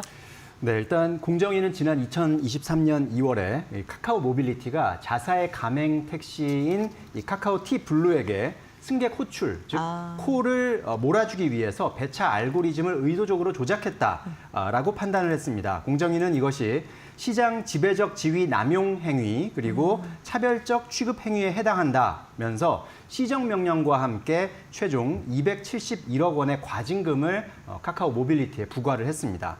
비가맹 택시보다 가맹 택시가 더 많은 호출을 받도록 특혜를 줬다는 것이 바로 공정위의 주장이었습니다. 하지만 어제 서울고등법원에서는 이 카카오 모빌리티가 공정위를 상대로 낸 이 처분 취소 소송에서 과징금을 전부 취소하라면서 원고 승소 판결을 내렸습니다. 재판부는 공정위가 제시한 배차 알고리즘의 인위적인 조작이나 그로 인한 경쟁 제한 효과에 대해서 그 증거가 충분하지 않다라고 본 것으로 풀이됩니다. 법원 안팎에서는 이 가맹 택시에 일정한 우선권을 부여한 것만으로는 공정한 경쟁을 제한했다고 단정하기 어렵다라는 취지의 판단이 있었던 것으로 해석하고 있습니다. 네, 법원이 공정위의 판단을 완전히 뒤엎었습니다. 이렇게 판결이 나오면은 카카오 모빌리티 측에서는 내야 되는 과징금은 270억 원가량을 내지 않아도 되는 거니까 뭐 긍정적으로 평가했을 것 같은데 어떠한 입장을 밝혔습니까? 네, 말씀하신 대로 카카오 모빌리티는 즉각 환영의 입장을 밝혔고요. 회사 측에서는 이런 배차 수락률은 택시 승차난 해소를 위해서 가맹 택시 도입 이전부터 카카오티 배차 로직에 활용해온 것이다 라고 설명을 했습니다. 그러니까 이번 판결로 카카오 모빌리티가 소비자 및 기사 모두의 편익을 확대하는 방향으로 노력해왔던 것이 확인이 됐고 또 가맹 기사와 비가맹 기사를 차별한 것이 아니었다는 점도 확인이 됐다라고 강조를 했습니다. 내부적으로는 상당히 좀 고무된 분위기인 것으로 전해지고 있습니다. 이번 판결은 카카오 모빌리티가 그동안 가장 첨예하게 대립해왔던 콜 몰아주기 의혹에서 일단 법적으로 벗어났다라는 점에서 좀 의미가 있어 보이는데요. 향후 사업 운영의 자율성 확보는 물론 그동안 다소 부정적이었던 기업 이미지 개선에도 좀 다소 긍정적인 영향을 줄 수 있을 것으로 보입니다. 네, 카카오 모빌리티로서는 한숨 돌린 상황이겠지만 공정위의 입장은 또 사뭇 다를 수밖에 없을 것 같습니다. 어떠한 입장인지 또 앞으로는 어떻게 또 대응을 할 것으로 예상되는지도 궁금하고요. 카카오 모빌리티가 이렇게 판결이 났음에도 불구하고 완전히 안심하기는 이르다 이러한 이야기도 나오고 있는데 이 부분에 대해서도 설명해 주시죠. 네. 공정위는 어제 판결 직후에 판결문 내용을 면밀히 검토하고 그 뒤에 상고 여부를 결정할 예정이다라고 아주 원론적인 입장을 밝혔습니다. 이 공정거래 사건은 공정위의 처분이 사실상 우리가 흔히 아는 1심의 역할을 하게 되고요. 그리고 어제 바로 판결이 났던 서울고등법원의 판단이 통상적인 2심의 역할을 하게 됩니다. 그러니까 아직까지 대법원의 최종 판단이 남아있는 셈인데요. 바로 이 부분을 공정위가 이제 어제 판결 내용을 판결문을 받아보고 그 부분을 검토해서 대법원에 상고할지 여부를 결정하겠다고 얘기를 한 겁니다. 따라서 공정위가 만약에 판결문을 분석한 결과 자신들의 주장이나 어떤 법리 적용과는 조금 서울고등법원에서 다르게 본 부분이 있다라면 상고를 통해서 대법원의 최종 판단을 받아볼 것으로 예상이 되는 상황이고요. 따라서 이 카카오 모빌리티 입장에서는 아직 최종 확정된 것은 아니다 이렇게 볼 수가 있겠습니다. 또 이번 판결로 카카오 모빌리티가 모든 법적 리스크에서 벗어난 것은 아니다라고도 볼 수가 있는데요. 공정위가 지난해 10월에 이 카카오 모빌리티가 경쟁 가맹 택시 사업자의 호출을 차단했다. 이번에는 그러니까 콜 몰아주기, 그러니까 조금 더 많이 호출을 배정해주는 차원을 넘어서 아예 경쟁 가맹 택시의 호출은 차단하는 그런 콜 차단 의혹과 관련해서도 시정명령과 함께 151억 원의 과징금을 부과한 바가 있는데 이 건 역시 현재 행정소송이 진행 중인 상황입니다. 또한 공정위의 고발로 콜 몰아주기 또는 콜 차단 의혹에 대해서 검찰 수사도 진행 중인 상황이기 때문에 형사처벌 가능성도 남아있는 상황이라고 볼 수가 있겠습니다. 아직 넘어야 할 산이 여러 개 있는 것으로 보이는데 어쨌든 이번 판결로 인해서 플랫폼 기업들이 시장 지배적인 그 지위를 남용해서 그걸 몰아주기라든가 차단과 같은 그런 남용 행위를 하게 됐을 때 공정위가 앞으로 어떠한 행보를 보일지도 좀 시장이 주목하고 있을 것 같고 그리고 다른 유사 소송에는 어떻게 대응할지도 궁금합니다. 네, 이번 판결은 이 플랫폼 기업의 알고리즘 운영 방식과 또 그로 인한 시장 경쟁 제한 그런 효과를 판단하는 데 있어서 중요한 선례가 될 것으로 예상이 되고요. 법원이 공정위가 제시한 증거의 불충분성을 지적하면서 일단은 기업의 손을 들어준 만큼 향후 공정위가 그 플랫폼 기업의 불공정 행위를 입증하는 데 있어서 더욱 면밀하고 구체적인 증거 확보가 요구될 것으로 보입니다. 그러니까 다시 말하면 서울고등법원의 판단에서 일단은 이게 충분히 입증되지 않았다라는 측면이 있다면 공정위 입장에서는 그걸 입증하면 되는 것이니까 입증하기 위한 추가적인 증거나 조금 더 구체적인 그런 내용들을 제시할 가능성도 있다고 볼 수가 있겠습니다. 특히 알고리즘의 복잡성 그리고 사업자의 영업비밀 등을 이유로 정보 접근이 어려운 이런 플랫폼 분야의 특성을 고려할 때 규제 당국의 입증 책임이 더욱 무거워질 수 있다라는 분석도 역시 같이 나오는 상황입니다. 현재 진행 중인 이 방금 말씀드렸던 카카오 모빌리티의 콜 차단 의혹 관련 소송이나 또는 다른 플랫폼 기업들의 유사 사건에도 이번 판결의 논리가 일정 부분 영향을 미칠 가능성도 역시 배제할 수 없는 상황이고요. 다만 각 사건은 사건별로 구체적인 사실관계가 다 다르고 또 적용되는 법리도 좀 다르기 때문에 무조건 똑같이 적용될 것이다라고 섣부르게 예단하기는 좀 어려운 상황이라고 볼 수가 있겠습니다. 네, 알겠습니다. 오늘 첫 번째 이슈로는 카카오 모빌리티와 관련된 실제 법원 분쟁 소식을 통해서 앞으로 플랫폼 기업들의 대응 방안에 대해서 이야기를 나눠봤고요. 이어서 두 번째 소식 이어가 보겠습니다. 국내 대표적인 백신 개발 기업 중에 하나인 SK 바이오사이언스가 글로벌 공룡이라고 불리는 거대 제약사와의 특허 분쟁에서 의미 있는 승리를 거뒀다라는 소식이 전해졌습니다. 이로 인해 시장에서도 SK 바이오사이언스의 주가가 강하게 움직이는 모습까지 나타났었는데 구체적으로 구체적으로 어떤 내용의 소송이었는지부터 짚어보도록 하겠습니다. 이번 소송은 어떤 거였을까요? 네, 이번 소송은 SK 바이오사이언스가 러시아의 한 제약사에 연구 목적으로 공급한 폐렴구균 백신의 개별 적합체 원액과 또 연구용 완제 의약품이 우리가 잘 알고 있는 화이자가 보유한 그 백신의 조성물 특허를 침해했는지 여부가 바로 쟁점이 됐던 그런 사건이었습니다. 화이자에서는 이 SK 바이오사이언스가 특허를 침해했다고 주장하면서 소송을 제기한 것인데요. 대법원에서는 이 SK 바이오사이언스가 공급한 이 원액 자체는 화이자의 특허 청구 범위, 즉 특허로 보호받는 권리 범위에 해당하지 않는다라고 판단을 했습니다. 다시 말해서 개별 접합체는 완성된 백신으로 보기 어렵고 국내에서의 제조만으로는 특허 기술의 효과가 온전히 구현됐다고 볼 수 없다는 취지입니다. 또한 연구시험 목적으로 완제 의약품을 생산하고 공급한 행위 역시 특허를 침해한 것이 아니다라고 명확히 판단했습니다. 이는 국내 기업이 개발한 백신 원료의 수출 가능성을 열어준 중요한 판단으로 보입니다. 네, 글로벌 다국적 제약사 중에 5위 안에 들어간 이 화이자에서 승소를 거뒀다라는 소식이 전해진 건데 그렇다면 최종 승소 판결이 앞으로 SK 바이오사이언스 사업에 어떠한 영향을 줄지도 궁금하고요. 특히나 이 폐렴구균 백신 시장이 얼만큼의 시장인지 그리고 앞으로 얼마나 더 커질지도 궁금합니다. 네.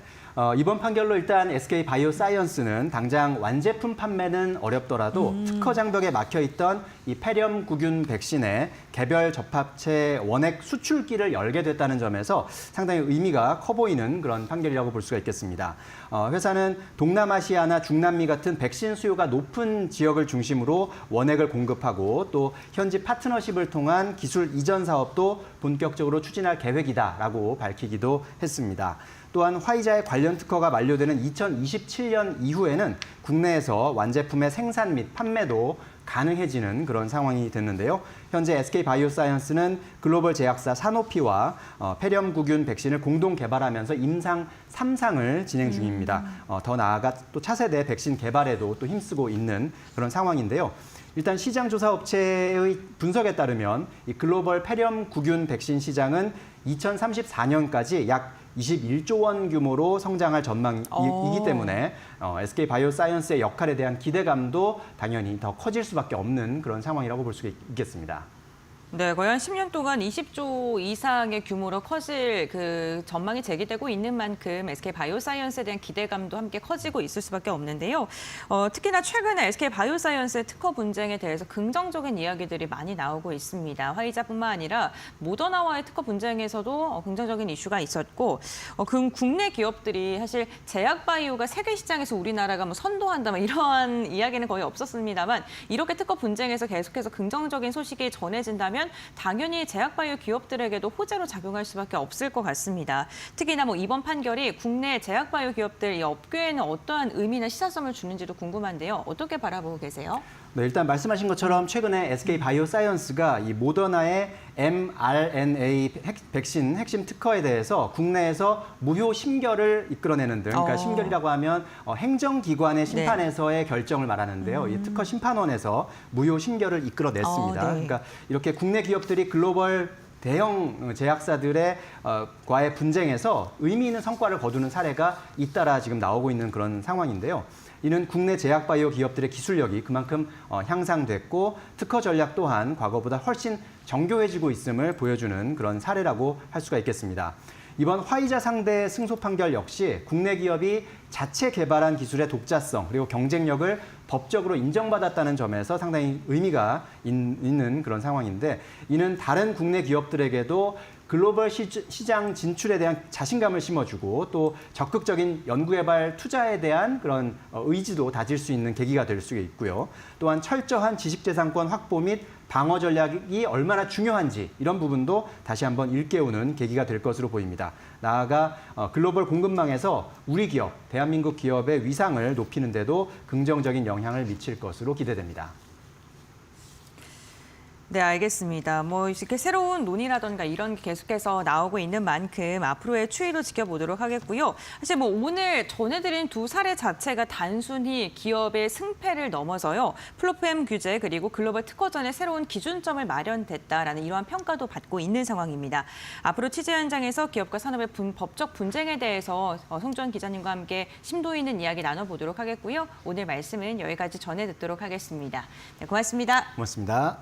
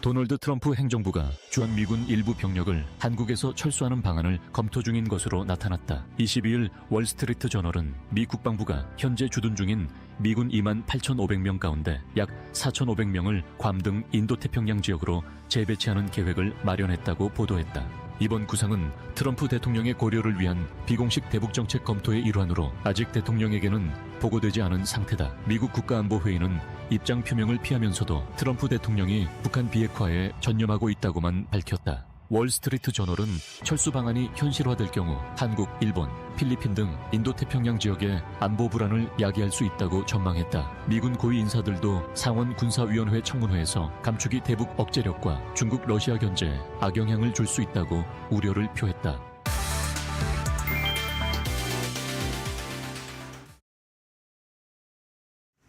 네, 오늘 불안한 상승장을 유지하던 코스피 지수가 결국 하락 마감을 준비하고 있습니다. 이제 곧 동시효과 구간으로 들어갈 것 같은데요. 라스트 찬스 이어가도록 하겠습니다. 오늘도 두 분 모셨습니다. 오늘 메리츠증권 도곡 WM센터 김경국 과장 그리고 최영지 전문가 함께합니다. 두 분 어서 오세요. 안녕하세요. 네, 반갑습니다. 자, 먼저 시장 분석 좀 하고 가도록 할게요. 코스피 결국 하락 마감할 것으로 보이네요. 오늘 시장 좀 지지부진했는데 어떻게 분석을 해보셨습니까? 네, 일단은 코스피 2600대에서는 기술적인 좀 부담이 되는 것 같고요. 일단은 대형주주의 움직임보다는 역시 섹터 내 좀 주도 섹터 내에 있는 종목들이 여전히 좀 강세를 보이고 있다 이렇게 좀 보고 있고요. 오늘 유독 좀 강했던 섹터에 있는 종목들은 일단은 트럼프 2기 행정부에서 이제 원전 확대에 관한 행정명령에 사인을 하겠다라는 이야기가 나오면서 오늘 원전 섹터에 있는 종목들 굉장히 좀 두드러지게 강세를 좀 보였고요. 네. 뭐 BHI, 뭐 두산 에너빌리티 등 원전 관련주들 뭐 다 좋은 흐름을 보였습니다. 근데 특히 원전은 뭐 여전히 일단 AI 데이터 센터 관련된 장기적인 내러티브에서 수혜를 받는 부분이 있을 것 같고요. 또 최근에는 이제 중국과 러시아를 견제하는 이제 우방국들의 수혜를 받을 가능성이 좀 높아졌다. 이런 부분이 좀 주가에 좀 도움을 주고 있는 것 같습니다. 그래서 결국에는 미국 행정부의 정책적 방향과 일치하는 섹터이기 때문에 이 부분에 대한 수혜를 좀 받을 수 있을 것 같고 오늘 또 특히 풍력 쪽이나 태양광 쪽 섹터에 있는 종목들은 IRA 관련된 이제 수정안에 대한 노이즈 때문에 오늘 하락하는 모습을 보였습니다. 특히 이제 CS 윈드라든지 하나솔루션 같은 종목들 급락하는 모습이 나왔는데 사실 하나솔루션 같은 경우에는 이제 TPO 사업으로 사업을 영위해왔기 때문에 이 부분에 대한 매력이 좀 떨어지면 사실은 이제 실적 부분에서 얻는 이익이 좀 줄어들 수 있다는 시장의 우려가 좀 커지는 것 같습니다. 그래서 당분간 일단은 조정이 좀 장기화되지 않을까 그렇게 좀 보고 있는데 사실은 가격적인 부분은 어제 오늘 급락하는 부분이 있었기 때문에 이 정도에서는 일단 가격 조정을 좀 멈추고 당분간은 이제 기간 조정에 들어갈 것으로 이렇게 보고 있고요. 오늘 또 화장품 섹터 같은 경우에 여전히 좀 강세를 좀 보였는데 일단 오늘 특히 유독 좀 강세를 보였던 것이 일단 아모레퍼시픽이 대형 브랜드 업체인데도 오늘 두드러지게 좀 강세를 보이는 모습을 보였습니다. 그래서 상대적으로 이제 화장품 섹터의 어닝 시즌이 끝났는데 이 부분에서 좀 기술적으로 러프한 자리에 있던 아모레퍼시픽이 시장에 주목을 받으면서 좀 강한 흐름이 나오지 않았나 이렇게 좀 보고 있고 일단 화장품 섹터 당분간은 실적 부분에서 얻는 모멘텀이 크기 때문에 밸류에이션을 좀 압도하는 그런 모습이 계속해서 나올 것 같습니다. 그래서 일단은 포트 내 화장품 섹터 한 종목 정도는 편입하고 가시는 것을 추천드리도록 하겠습니다. 네. 네, 화장품 이야기까지 들어봤습니다. 전문가님은 오늘 시장 어떻게 바라보셨을까요? 네, 요즘 들어서 관세 이슈보다는 여러 가지 좀 다양한 악재와 호재성 이슈에 반응을 하는 것 같은데 그런데 생각했던 것보다는 뭐 낙폭이 크지는 않았다는 점은 전 긍정적이게 바라보고 있고 미국에서 가장 지금 이슈가 됐던 거는 재정 적자 우려가 확대가 됐죠. 그러면서 미국도 혼조세로 마감을 했고요. 이에 따라서 국내 증시도 영향을 받는 모습이었습니다. 그래서 혼조세를 보이다가 결국에는 양 지수 모두 하락 마감을 할 것으로 보이는데요. 지금 미국 쪽에서 언급이 되고 있는 재정 적자의 경우에는 감세 법안 통과에 따라서 더 심화가 됐죠. 트럼프 대통령이 감세 법안을 이제 미국 하원에 통과가 됐다라는 소식이 들려오게 되면서 재정 적자 우려가 확대가 된 건데 감세 법안이라고 한다면 말 그대로 세금을 감세하는 그런 흐름이라고 볼 수가 있겠고 대표적으로 개인소득세율을 인하한다거나 법인세 최고세율을 인하하는 법안 등이 포함이 돼 있습니다. 이렇게 세율을 인하할 경우에는 당연히 정부 입장에서는 세수가 감소됨에 따라서 재정 적자가 이어질 수가 있겠죠. 이런 우려감이 커진 가운데 IRA 법안과 관련된 것들도 저도 좀 이야기를 해드리고 싶은데요. 아무래도 바이든 전 대통령에서 이제 IR 법안이 굉장히 강화됨에 따라서 그런 기대감 때문에 친환경 관련된 종목들이 많이 올라가는데 이번에는 폐지 가능성이 커졌죠. 이 관련된 부분들을 말씀을 드리자면 청정에너지 세액 공제가 대폭 축소가 될 걸로 보입니다. 뭐 대표적으로 태양광이라던가 풍력 등이 있겠죠. 이런 혜택들이 축소됨에 따라서 오늘 관련된 종목들이 급락하는 모습을 보였었고 특히 우리나라의 경우에는 전기차 업체들이 기존에 혜택을 받았던 것들이 감소가 될 걸로 보입니다. 특히 상업용 전기차와 관련된 공제가 전면적으로 폐지가 될 걸로 보이는데요. 대표적으로 리스라던가 렌터카 등이 있겠죠. 이렇게 폐지가 됨에 따라서 우리나라 전기차 관련된 기업들을 비롯해서 2차 전지 관련된 종목들이 타격을 입을 가능성이 높아졌습니다. 물론 하원에 통과되고 나서 상원까지 이어지게 된다면 좀 조율이 될 가능성은 높겠지만 지금 상황에서는 불확실성이 높다라고 바라보고 있습니다. 이에 따라서 친환경 관련된 종목들 보유하고 계신 분들이라고 한다면은 리스크 관리가 먼저라고 말씀을 드리도록 하겠고요. 오늘 같은 경우에는 에너지주들이 그래서 급락하는 모습을 보이는 종목들이 많이 있었는데 그중에서 원전주들은 반대로 급등세를 보였습니다. 이 부분에 대해서도 좀 언급을 드리고 싶은데요. 이번에 그 감세 법안과 관련해서 친환경 관련된 것들이 세액 공제가 좀 감소가 된다라는 소식이 들려왔지만 예외적으로 원자력 발전소 같은 경우에는 2028년까지 착공만 해도 혜택 공제를 받을 수 있다라는 소식이 들려왔습니다. 이에 따라서 원자력 발전소 관련된 종목들이 올라가는 모습을 보였고요.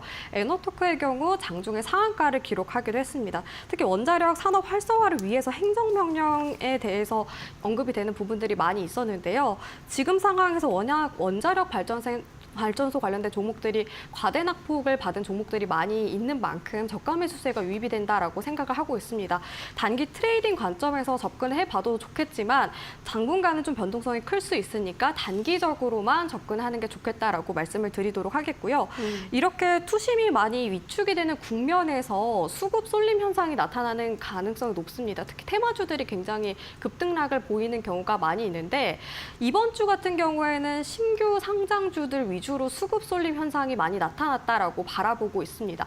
오늘 같은 경우에도 인투셀이 코스닥에 상장을 했는데요. 장중에 또 100% 넘게 급등세를 보이는 그런 모습도 연출이 됐었죠. 이번 주에 신규 상장주 일정들이 굉장히 많이 있었는데 예상외로 정말 흥행하는 종목들이 많이 있었습니다. 그런 부분들은 사실 공모주 청약이라던가 이런 IPO 시장에 있어서 긍정적이게 바라볼 수 있는 것들이 많이 있기는 한데 그럼에도 불구하고 저는 리스크 관리 부분에서도 생각을 해야 된다라고 많이 말씀드리고 싶어요. 왜냐하면 인투셀의 경우에는 대표적인 바이오 기업인데요. 이런 바이오 기업들이 연구개발이라던가 임상시험 기대감에 따라서 상장 초반에 올라가는 종목들이 많이 있습니다. 하지만 아직까지 시장에서 밸류에이션에 대한 부분들이 명확하게 평가가 되지 않았고요. 그리고 임상시험이라던가 연구개발이 좀 지연이 됐을 때 실적 악화가 이어지게 된다면은 결국에 주가 상승분들이 다 토해내는 경우가 많이 있습니다. 그런 리스크적인 부분들도 생각을 해봐야 될 것 같고 무엇보다도 보호예수 물량에 대한 부분들도 생각을 하면서 접근해야 되기 때문에 이렇게 신규 상장주들이 좀 수급 쏠림 현상이 나타났을 때는 단기 트레이딩 관점에서만 바라보면 좋겠다라고 말씀을 드리겠고요.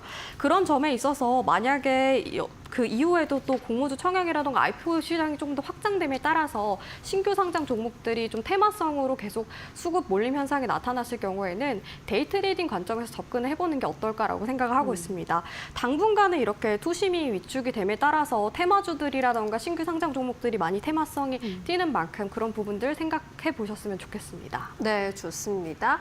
오늘 시장 정리해봤고요. 오늘 뭐니 해도 시장에서 주인공으로 움직인 섹터가 건설입니다. 원전 모멘텀도 두 분 다 말씀을 해주셨고 대선 정책에 따른 수혜도 받아가고 있습니다. 공급을 확대한다라는 그런 공약이 나오고 있는데 현대건설 51% 넘게 오르면서 마감 기다리고 있고요. 혹시 과장님께서는 특별히 보고 계신 종목이나 섹터에 대한 의견이 있으신지요? 일단 건설 쪽에는 원전과 관련된 지금 상승이 나오고 있는 것으로 보이고 있고요. 네. 사실 민간 내수 부분도 건설 경기가 그렇게 좋지 않은 상황이기 때문에 일단 원전 쪽 모멘텀을 얻을 수 있는 종목 위주로 접근해야 되는 게 맞다 그렇게 보고 있고요. DLNC 현대건설 이제 대형 건설사 위주로 일단은 원전 건설의 시공사로 참여할 수 있는 권한이 주어져 있기 때문에 이 두 종목 이외에 있는 오른 건설주보다는 현대건설과 DLNC 정도 일단은 매수로 동참하는 것이 어떻겠나 그렇게 보고 있고 아까도 말씀드렸다시피 원전 같은 경우에는 일단 데이터 센터 관련된 내러티브에서도 도움을 받을 수 있는 부분이 또 있고 또 중국과 러시아를 견제하는 일단 우방국들의 한국 원전에 대한 니즈가 충만한 상황이기 때문에 앞으로 이제 건설주들의 흐름이 일단 원전과 관련돼서 움직일 확률이 굉장히 높다. 그렇게 좀 보고 있습니다. 네, 예. 좋습니다. 건설과 관련해서는 원전 모멘텀을 더 크게 보고 계시다라고 강조해 주셨습니다. 종목을 선별하실 때 또 잘 참고해 보시면 좋겠습니다. 현재 동시호가 구간에서 코스피 지수는 여전히 약세 구간에 머물러 있는데요. 강보합권에서 약보합권으로 내려오면서 파란불 켤 것으로 예상이 되고 있습니다. 2,592포인트 지나가고 있습니다. 코스닥의 경우에도 현재 약보합권 마감 예상이 되고 있고요. 전일 대비 1포인트가량 내린 715.88포인트에서 마감 준비하고 있습니다. 코스피 200은 강보합권입니다. 오늘 수급을 좀 보시면 코스피 쪽에서 외국인과 기관이 2거래일 연속 좀 매도로 포지션을 잡으면서 대응을 했습니다. 전체적인 시장 분위기를 좀 끌어내리는 역할을 했고요. 개인 나홀로 순 매수에 나서면서 1,300억 원 이상의 순 매수세 집계가 되고 있습니다.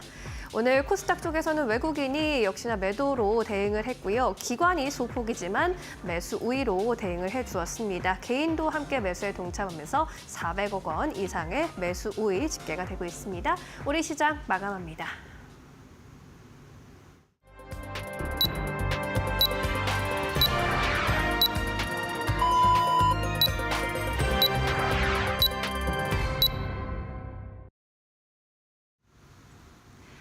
(5월 23일) 금요일장 우리 시장 마감을 했습니다. 한 주간 변동성 있는 구간에서 고생 많으셨습니다.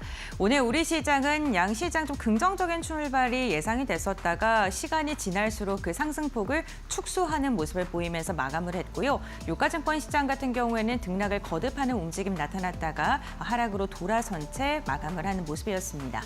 그렇다면 트레이딩 뷰를 통해서 조금 더 자세한 상황 알아보도록 하겠습니다. 종목별 움직임 확인해 보도록 할 텐데요. 섹터별로 좀 명확하게 엇갈리는 한 주였기도 합니다. 우선 삼성전자 같은 경우는 결국에는 하락세 유지한 채 마감을 했고요. SK하이닉스는 무려 1.3% 강한 상승 보이면서 반도체 관련 기업들 엇갈리는 움직임이었습니다. 특히나 오늘 섹터 안에서는요. LRG, 넥스원 그리고 두산 관련된 기업들이 긍정적인 방향성 보여줬고요. 한화 에어로스페이스는 또 하락을 하면서 방산주 안에서도 엇갈리는 움직임이었습니다. 원전주들의 힘이 괜찮았었습니다. 두산 에너빌리티가 무려 7%가량의 강한 상승이 나타났었는데 미국 트럼프 행정부의 호재가 우리 시장으로 좀 들어오면서 원전주들 들어 올렸고 오늘 전반적인 섹터 내에서 공통적으로 강인했던 섹터는 금융이었습니다. 금융 관련된 기업들 지금 이자 마진에 대한 긍정적인 전망 나오면서 이로 인해서 전반적으로 상승을 했습니다. 바이오주 약했고요. 완성차 약했습니다. 그 아랫단으로 좀 혼조세가 펼쳐졌습니다. 다음으로는 코스닥 함께 살펴보시죠. 네, 코스닥 같은 경우에는요, 오늘 바이오 관련 기업들 가운데서도 엇갈린 움직임이었습니다. 특히나 특징적인 게 이번 주 내내 강했던 전염병 코로나 관련된 기업들이 금요일장 차익 매도 물량이 정말 강하게 나왔습니다. CGM 무려 6%가량의 조정을 받으면서 빠졌고요. 지금 펩트론 같은 경우 5%, 파마리서치 2% 내외의 강세를 보였습니다. 2차 전지 약했고요. 반도체 소부장 관련 기업들 엇갈린 움직임 나타났었는데 이오테크닉스가 4%가량의 오름세가 확인이 됐고요. 공통적으로 강세를 보였던 섹터는요. 컨슈머 서비스, 엔터 관련된 기업들이 전반적으로 강한 상승을 보이면서 마감하는 데 성공을 했습니다. 그렇다면 지수단에서는 어떠한 움직임을 보이면서 우리 시장이 마감을 했을까요? 네, 지수 상황 살펴보겠습니다. 유가증권 시장과 코스닥 일제히 하락으로 마감했습니다. 코스피는요, 오늘 개장 직후가 가장 좋았고 결국에는 하락으로 돌아선 채 마무리를 했습니다만 소폭의 굉장히 작은 하락을 그리면서 마감을 했고요. 코스닥의 낙폭이 더 컸습니다. 0.2%가량 빠진 채 종가를 체결했습니다. 다만 오늘 유가증권 시장 대형주 움직임은 괜찮았습니다. 코스피 200 같은 경우에는 오히려 상승력을 유지해줬습니다. 다음으로는 수급 상황 보겠습니다. 유가증권 시장 한 주간의 수급은 어떻게 흘러갔을까요? 우선 오늘 당일만 보게 된다면 외국인이 500억 원가량의 물량을 던져냈는데 기관도 1,000억 원가량의 물량을 토해내면서 수급을 조금 이탈을 하면서 하방 압력을 준 것으로 확인이 됐습니다. 21일장 우리 시장이 유일하게 양봉으로 마감한 날이었고요. 모두 다 음봉으로 마감을 했는데 그때 외국인의 수급이 키노트 역할을 한 것으로 보입니다. 외국인이 수요일장만 들어왔습니다. 다만 유가증권 시장에서 외국인 500억 원가량 물량 던지고 있습니다만 긍정적인 건 선물 시장에서 4천 계약 이상 매수하고 있다는 점 체크해 보셔야 될 것 같고요. 코스닥도 함께 보시죠. 네, 한 주간 코스닥 수급 동향을 보게 된다면요. 역시나 비슷한 흐름입니다. 외국인이 2거래일 연속 이탈하면서 마감을 했고 기관이 오늘은 매수로 돌아섰다는 점. 하지만 유가증권과 비교했을 때 명확한 수급 이탈이 나타나지는 않고 있습니다. 다음은 시가총액 상위 종목입니다. 유가증권 시장 확인해 보시죠. 네, 오늘 삼성전자와 SK하이닉스가 엇갈린 움직임이었습니다. 컴퓨텍스 이후에 SK하이닉스의 힘이 점점 더 좋아지고 있는 모습이고 바이오 관련돼서는 삼성바이오로직스가 오늘 무려 6% 가까이 빠지고 있습니다. 인적 분할에 대해서 시장은 긍정적으로 평가하는데 주가는 이를 반영하지 못하고 있는 모습입니다. 2차 전지 관련 기업들 미국 인플레이션 감축법 축소에 대한 우려 감속, 폐지안에 대한 우려 감속에 오늘 전반적으로 약했고요. LG 엔솔이 오늘 2%가량 빠졌고 오늘 중요한 건 한화 에어로스페이스 그리고 6위권에 있는 KB증권이 계속해서 5위권으로 올라오기 위해 시도를 했는데 결국에는 한화 에어로스페이스가 5위권 유지한 채 마감했습니다. 다음 장 보시죠. KB증권의 힘이 오늘 장중에 굉장히 좋았습니다. 10만 원 선 터치할까에 대한 기대감도 커졌는데 2.3%가량의 강한 상승 유지했지만 시가총액 5위로 올라서는 데는 실패한 채 마감을 했고요. 현대차, 기아 일제히 약했고 HD 현대중공업도 1% 이상 빠진 채 마감을 했습니다. 다음으로는 코스닥 함께 살펴보겠습니다. 코스닥 같은 경우에도요. 지금 전반적으로 약세 흐름이 나타났는데 2차 전지 하락세가 굉장히 눈에 띕니다. 에코프로 그룹주들 일제히 4% 이상 빠졌고요. HLB만 아래꼬리 들면서 올라와 줬지만 보합권 알테오젠과 레인보우 로보틱스 일제히 하락으로 마감을 했습니다. 다음으로 6위부터 10위도 함께 보시죠. 6위부터 10위부터는 상승하는 종목도 있는데요. 미용과 관련된 기업들의 흐름이 오늘 굉장히 좋았습니다. 펩트론 외국인의 매수세가 최근 꾸준하게 유입되면서 오늘까지도 무려 5%가량의 강세 나타났고 결국에는 22만 원 돌파했습니다. 파마리서치 전고치도 45만 원 웃돌면서 마감을 했고 휴젤도 소폭입니다만 상승, 클래시스도 1.3% 상승하면서 10위권에 있는 기업들 가운데 미용과 관련된 섹터 안에 들어있는 종목들은 전반적으로 오늘 힘을 내주는 모습까지 확인해 볼 수 있었습니다. 네, 이렇게 마감 상향 확인해 봤고요. 외환 상황은 어떻게 마감을 했는지도 알아보도록 하겠습니다. 오늘은 대신증권의 김동경 연구위원 함께합니다. 안녕하십니까? 네, 안녕하십니까? 네, 반갑습니다. 오늘 외환시장 분위기 어땠습니까? 네, 오늘은 전일 뉴욕 외환시장에서 달러가 뉴욕 시장에서만 상승을 했었는데요. 완만한 회복세를 보이면서 달러 인덱스 기준 0.3% 정도 상승했었습니다. 달러 환율은 야간에는 1,386원 30원 정도까지 상승을 했다가 1,380원 초반에 머물렀는데요. 달러는 역시 144엔 위로 전반적으로 모든 통화들 대비해서 달러가 반등하는 모습을 밤에 보였고요. 이는 스티븐 미런 미 백악관 경제자문위원회 위원장이 외신 인터뷰에서 미국이 계속해서 강한 달러 정책을 유지할 것이라는 언급을 해가지고 기존의 관세 협상에서 미국이 달러 약세 정책을 진행할 것이라는 시장의 기대를 낮춰버려서 달러 반등에 힘을 보탰다고 할 수 있겠습니다. 전반적으로 달러 협상, 관세 협상 및 환율 협상에서 달러에 대한 절하 움직임이 현재 외환시장의 주요 모멘텀임을 보여줬다고 할 수 있겠습니다. 미국 신규 실업수당 청구 건수는 소폭 감소하고 또 미국 제조업 서비스 PMI는 52.3으로 예상치와 전월치를 계속 상회해서 전반적인 달러 반등에 영향을 미쳤고요. 특히 해외 수출이 감소했으나 국내 수요가 증가해서 트럼프의 관세 정책에도 불구하고 미국 경기가 견조함을 보이면서 미국 달러가 밤에는 반등을 했었습니다. 다만 오늘 아시아장에서는 밤중 반등했던 달러가 다시 하락하는 모습을 보였는데요. 달러 환율은 1,383원에서 시작해서 호가가 비는 등 아주 얇은 시장 모습을 보이면서 힘없이 하락하는 모습을 보였고 장중 저점 1,372원대로 빠졌습니다. 오전에 4월 근원 CPI가 높게 나온 엔화는 1,403원 3엔 중반대까지 다시 되돌아왔습니다. 전반적으로는 달러원 시장에서 외인들이 통화 선물 시장 달러 매도 계속 지속되고 위안화, 엔화 역시 강세가 계속 지속되는 등 대부분의 통화에서 달러 자산 매도에 따른 달러 매도세가 계속 지속되고 있다고 볼 수 있겠습니다. 금일 종가는 1,375원 60원으로 마감했습니다. 네, 이번 주 내내 약달러 현상이 지속이 됐었는데 그렇다면 다음 주는 어떻게 진행을 예상하십니까? 저는 한마디로 요약하면 1,360원으로의 완만한 하락으로 생각을 하고 있고요. 관세 협정을 위한 한미 2차 실무 협의가 마무리가 됐고 환율 정책일 것으로 예상되는 비관세 장벽 요구가 있었던 것으로 알려졌지만 예상대로 합의점이 도출되지 않았고 발표된 것도 없습니다. 그리고 또 3차 협의 일정 역시 잡히지 않아서 추가적인 원화에 관련된 요구들은 나타날 것으로 보이지 않습니다.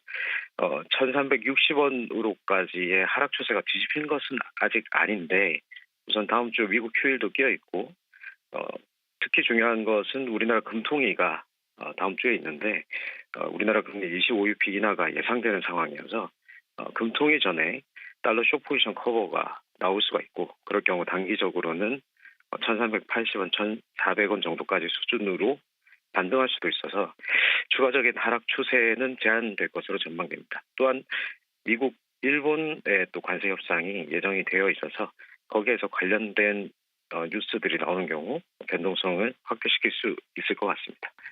네, 알겠습니다. 다음 주 1,360원대 완만한 하락이 예상된다라고 이야기를 해주셨고요. 강하게 쇼커버링이 들어오게 된다면 1,400원까지로 단기적인 반등 예상된다라고 이야기해 주셨습니다. 대신증권의 김동현 연구위원과 함께 이렇게 환율 상황 알아봤습니다. 고맙습니다. 감사합니다. 네, 양시장 소폭의 약세로 금요일장 마감 지었습니다. 업종별로 봤을 때 건설, 전기, 유틸리티, 보험, 화장품 중에 강세가 돋보였고요. 반면에 제약, 자동차, 게임화학의 약세 이어갔습니다. 계속해서 다음 주 시장 전략 세워가 보도록 하겠습니다. 김경욱 과장께서는 다음 주 시장 포인트 어떻게 잡고 가실 예정인가요? 네, 일단 다음 주도 이번 주와 마찬가지로 일단 외국인의 지속적인 매수세 없이 일단 섹터별, 그러니까 종목별로 차등되는 그런 시장이 펼쳐지지 않을까 그렇게 좀 보고 있고요. 여전히 시장을 좀 주도하고 있는 섹터들이 몇 개 있어요. 그래서 조선, 방산, 뭐 원전, 화장품 정도까지 일단 추세를 계속 이어갈 거라 이렇게 보고 있고요. 사실 이들 섹터의 특징이 뭐냐면 트럼프 행정부의 정책적 방향과 궤를 같이 하고 있는 섹터이기도 하고 또 관세 우려로 인한 피해를 좀 최소화할 수 있는 섹터이기 때문에 시장의 성향과 가장 잘 맞아떨어지고 수급 쏠림이 심화되고 있다 이렇게 좀 보고 있고요. 코스피 2600 언저리이기 때문에 기술적으로 상당히 좀 부담이 되는 자리이기도 합니다. 그래서 대형 기술주의 반등이 지속되기는 좀 어려운 자리다 이렇게 좀 생각하고 있고요. 여전히 뭐 주도주 위주의 또 종목별 수익률 게임 위주로 시장이 진행될 거다 이렇게 좀 보고 있습니다. 그리고 일단은 다음 주 좀 기대되는 섹터가 뭐냐면 지난 몇 주간 좀 눌려 있었던 섹터들이 있습니다. 그래서 뭐 특별하게 좀 말씀드리면 일단 제약바이오 섹터가 그랬는데 일단 몇 주간 이제 약가 인하 관련된 이제 행정명령 관련된 이슈도 있었고 또 의약품 관세 이슈에서 좀 자유롭지 못한 부분이 있었습니다. 그래서 다음 주는 일단은 대형 바이오텍 위주로 반등이 좀 나올 거라고 생각하고 있는데 일단 알테오젠 같은 경우에는 일단은 30만 원대 초반에서 자리가 괜찮아 보이고요. 그리고 지금 에이벨 바이오 여전히 추세를 좀 유지하고 있습니다. 그리고 리가켄 바이오 같은 종목들도 사실 11만 원대 초반 정도의 가격대라면 사실은 좀 메리트가 있는 가격대이다 그렇게 좀 보고 있고 대형 바이오텍들의 수급이 몰릴 수 있는 가능성은 뭐냐면 일단은 이들이 그동안 기술 이전한 레퍼런스를 가지고 있기 때문에 차후에도 기술 이전 시 굉장히 좀 유리한 입지를 선점할 수 있고요. 그래서 자금 조달의 이슈에서도 좀 자유로운 부분이 있기 때문에 일단 제약 바이오 섹터 내 투자를 원하신다면 일단은 대형 바이오텍 위주로 한번 접근해 보시는 전략 추천드리도록 하겠습니다. 네, 대형 바이오텍 위주로 접근해보자라는 이야기 이번 주에 강조를 해주고 계십니다. 최영지 전문가께서는 어떤 점 잡고 다음 주 대응해 보실 예정인가요? 네, 일단은 가장 중요한 일정이라고 한다면은 미국에서 엔비디아 실적 발표라고 말씀을 드리고 싶습니다. 네. 다음 주 현지 시간으로 28일에 발표가 되는데요. 엔비디아의 실적의 경우에는 인공지능의 바로미터라고 불릴 만큼 굉장히 중요하다라고 볼 수 있습니다. 거기에다가 중국 쪽에서 수출 중단 이후에 처음으로 발표가 되는 실적이기 때문에 더욱더 주목을 해봐야 된다라고 생각을 하고 있는데요. 다만 조금 긍정적인 측면이라고 한다면은 블랙웰 제품 공급이 본격화되면서 오히려 실적 개선세가 기대가 되고 있는 상황입니다. 그래서 가이던스의 경우에는 약 430억 달러로 지금 예상을 하고 있는데요. 전년 동기 대비 65% 증가 수치입니다. 예상치와 부합하는지 확인을 해야 될 것 같고 부합한다면은 국내에 있는 반도체주라던가 AI 관련된 종목들에게도 긍정적이게 영향을 미칠 걸로 전망이 됩니다. 다음 주의 경우에는 금통위 일정도 있는데요. 금리가 결정이 되는 날입니다. 지금 상황에서는 기준금리가 인하될 가능성이 높은 상황인데 지난번에 있었던 금통위에서도 모든 위원이 3개월 내에 금리 인하를 해야 된다라는 의견들이 많이 있었습니다. 거기에다가 경제 성장률도 둔화됨에 따라서 인하 가능성이 더욱더 높아졌는데요. 인하가 된다면은 기존의 2.75%에서 2.5%까지 인하가 된다라고 볼 수 있습니다. 인하가 될 경우에는 빅테크라든가 성장주 중심으로 수급이 들어올 수 있으니 그런 부분들도 전략적인 측면에서 참고를 해보시면 좋을 것 같고요. 네. 최근 들어서 투심이 많이 위축이 됐습니다. 그런 만큼 테마주 위주로 순환매 장세가 지속이 되고 있다라고 볼 수가 있는데요. 대표적으로 신규 상장주들을 비롯해서 뭐 에너지, 정치 테마주 이런 순환매 장세가 지속이 되고 있습니다. 하지만 테마주는 테마성을 띠기 때문에 급등락이 워낙 큽니다. 그런 만큼 단기 트레이딩 관점에서만 접근해 보시는 게 어떨까라고 전략적인 측면에서도 설명을 드리도록 하겠습니다. 네, 다음 주 주요 일정 그리고 테마주 관련 대응법까지 함께 정리해 주셨습니다. 자, 이제 다음 주에 주목해 볼 만한 종목으로 넘어가 보도록 하겠습니다. 김 과장님께서는 어떤 종목 주목해서 보고 계십니까? 일단 오늘 코스맥스 MBT라는 종목 가져와 봤고요. 일단 중국 건기식 시장의 성장과 좀 동반할 수 있는 업체라 일단 선택을 해봤고요. 네. 최근에 이제 건강기능식품 오디엄 업체로 잘 알려져 있습니다. 그래서 중국향 직구 물량이 80% 넘게 차지하고 있는 그러니까 ODM으로 중국 중국향 직구에 ODM을 하는 업체이고요.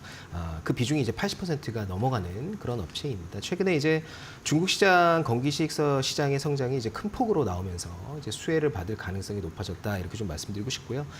일단 올리브영이나 뭐 다이소 같은 국내 오프라인 채널의 확장도 동사 이제 내수 쪽 생산 모멘텀을 좀 받을 수 있는 부분이 있다 이렇게 좀 설명드리고 싶고 특히 동사가 좀 부진했던 부분이 있습니다. 이제 미국 법인 같은 경우에는 작년에 이제 170억 정도 적자를 냈는데 이 부분이 이제 생산을 중단하고 판매 법인으로 전환되는 게 이제 6월이면 판매 법인으로 전환이 될 것 같습니다. 그래서 올해는 세 자릿수의 적자폭을 타개하고 두 자릿수의 적자폭을 시현하면서 사실 25년도 예상되는 영업이익 기준이 한 200억 정도 될 것으로 예상이 되고 있습니다. 그래서 동사의 시가총액이 현재 900억 언저리에서 움직이고 있기 때문에 밸류에이션적인 측면에 있어서도 굉장히 좀 메리트가 있는 가격대이다 이렇게 좀 보고 있고요.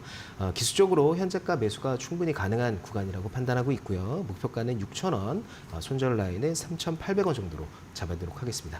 네, 건기식 ODM 업체 코스맥스 NBT 짚어주셨습니다.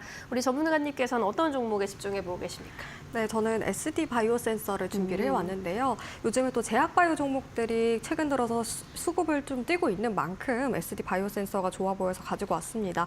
체외 진단 의료기기 사업을 진행하는 업체인데요. 최근 들어서 1분기 실적을 보자면 매출액이 전년 대비 5% 정도 증가하는 흐름을 보였습니다. 그러면서 1,800억 원대 매출을 기록을 했는데요. 영업이익이 감소한 점은 조금 아쉽기는 하지만 매출액이 이렇게 증가하고 있다는 것 자체만으로도 저는 사업을 좀 잘하고 있다라고 보고 있어요. 특히나 글로벌 지역 쪽에서 매출이 증가를 하고 있는데 네. 인도 법인 쪽에서 신공장이 최신 자동화됨에 따라서 인도 법인 쪽으로 성장세가 지속이 되고 있습니다.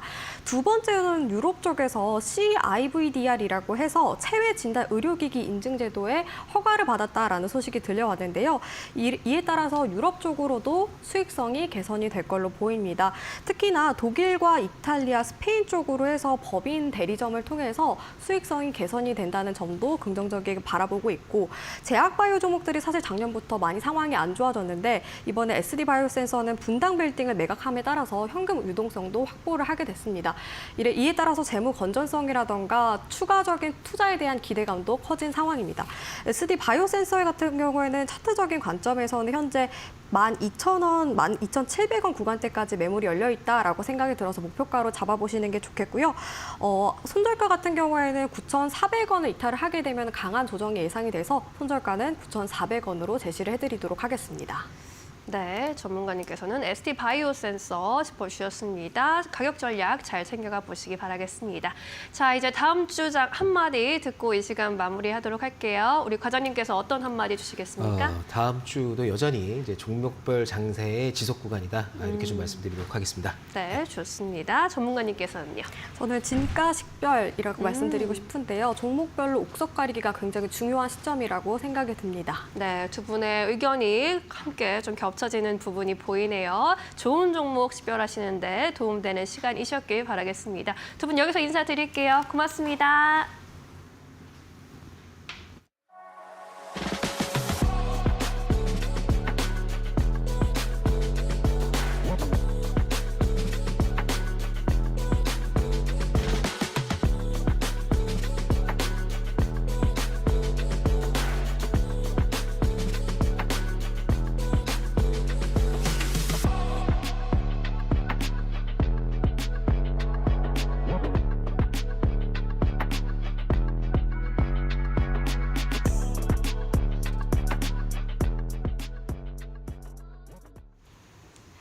네, 오늘도 저희가 준비한 소식은 여기까지입니다. 네, 다음 주 월요일 2시에 다시 찾아뵙겠습니다. 시청해주신 여러분 고맙습니다.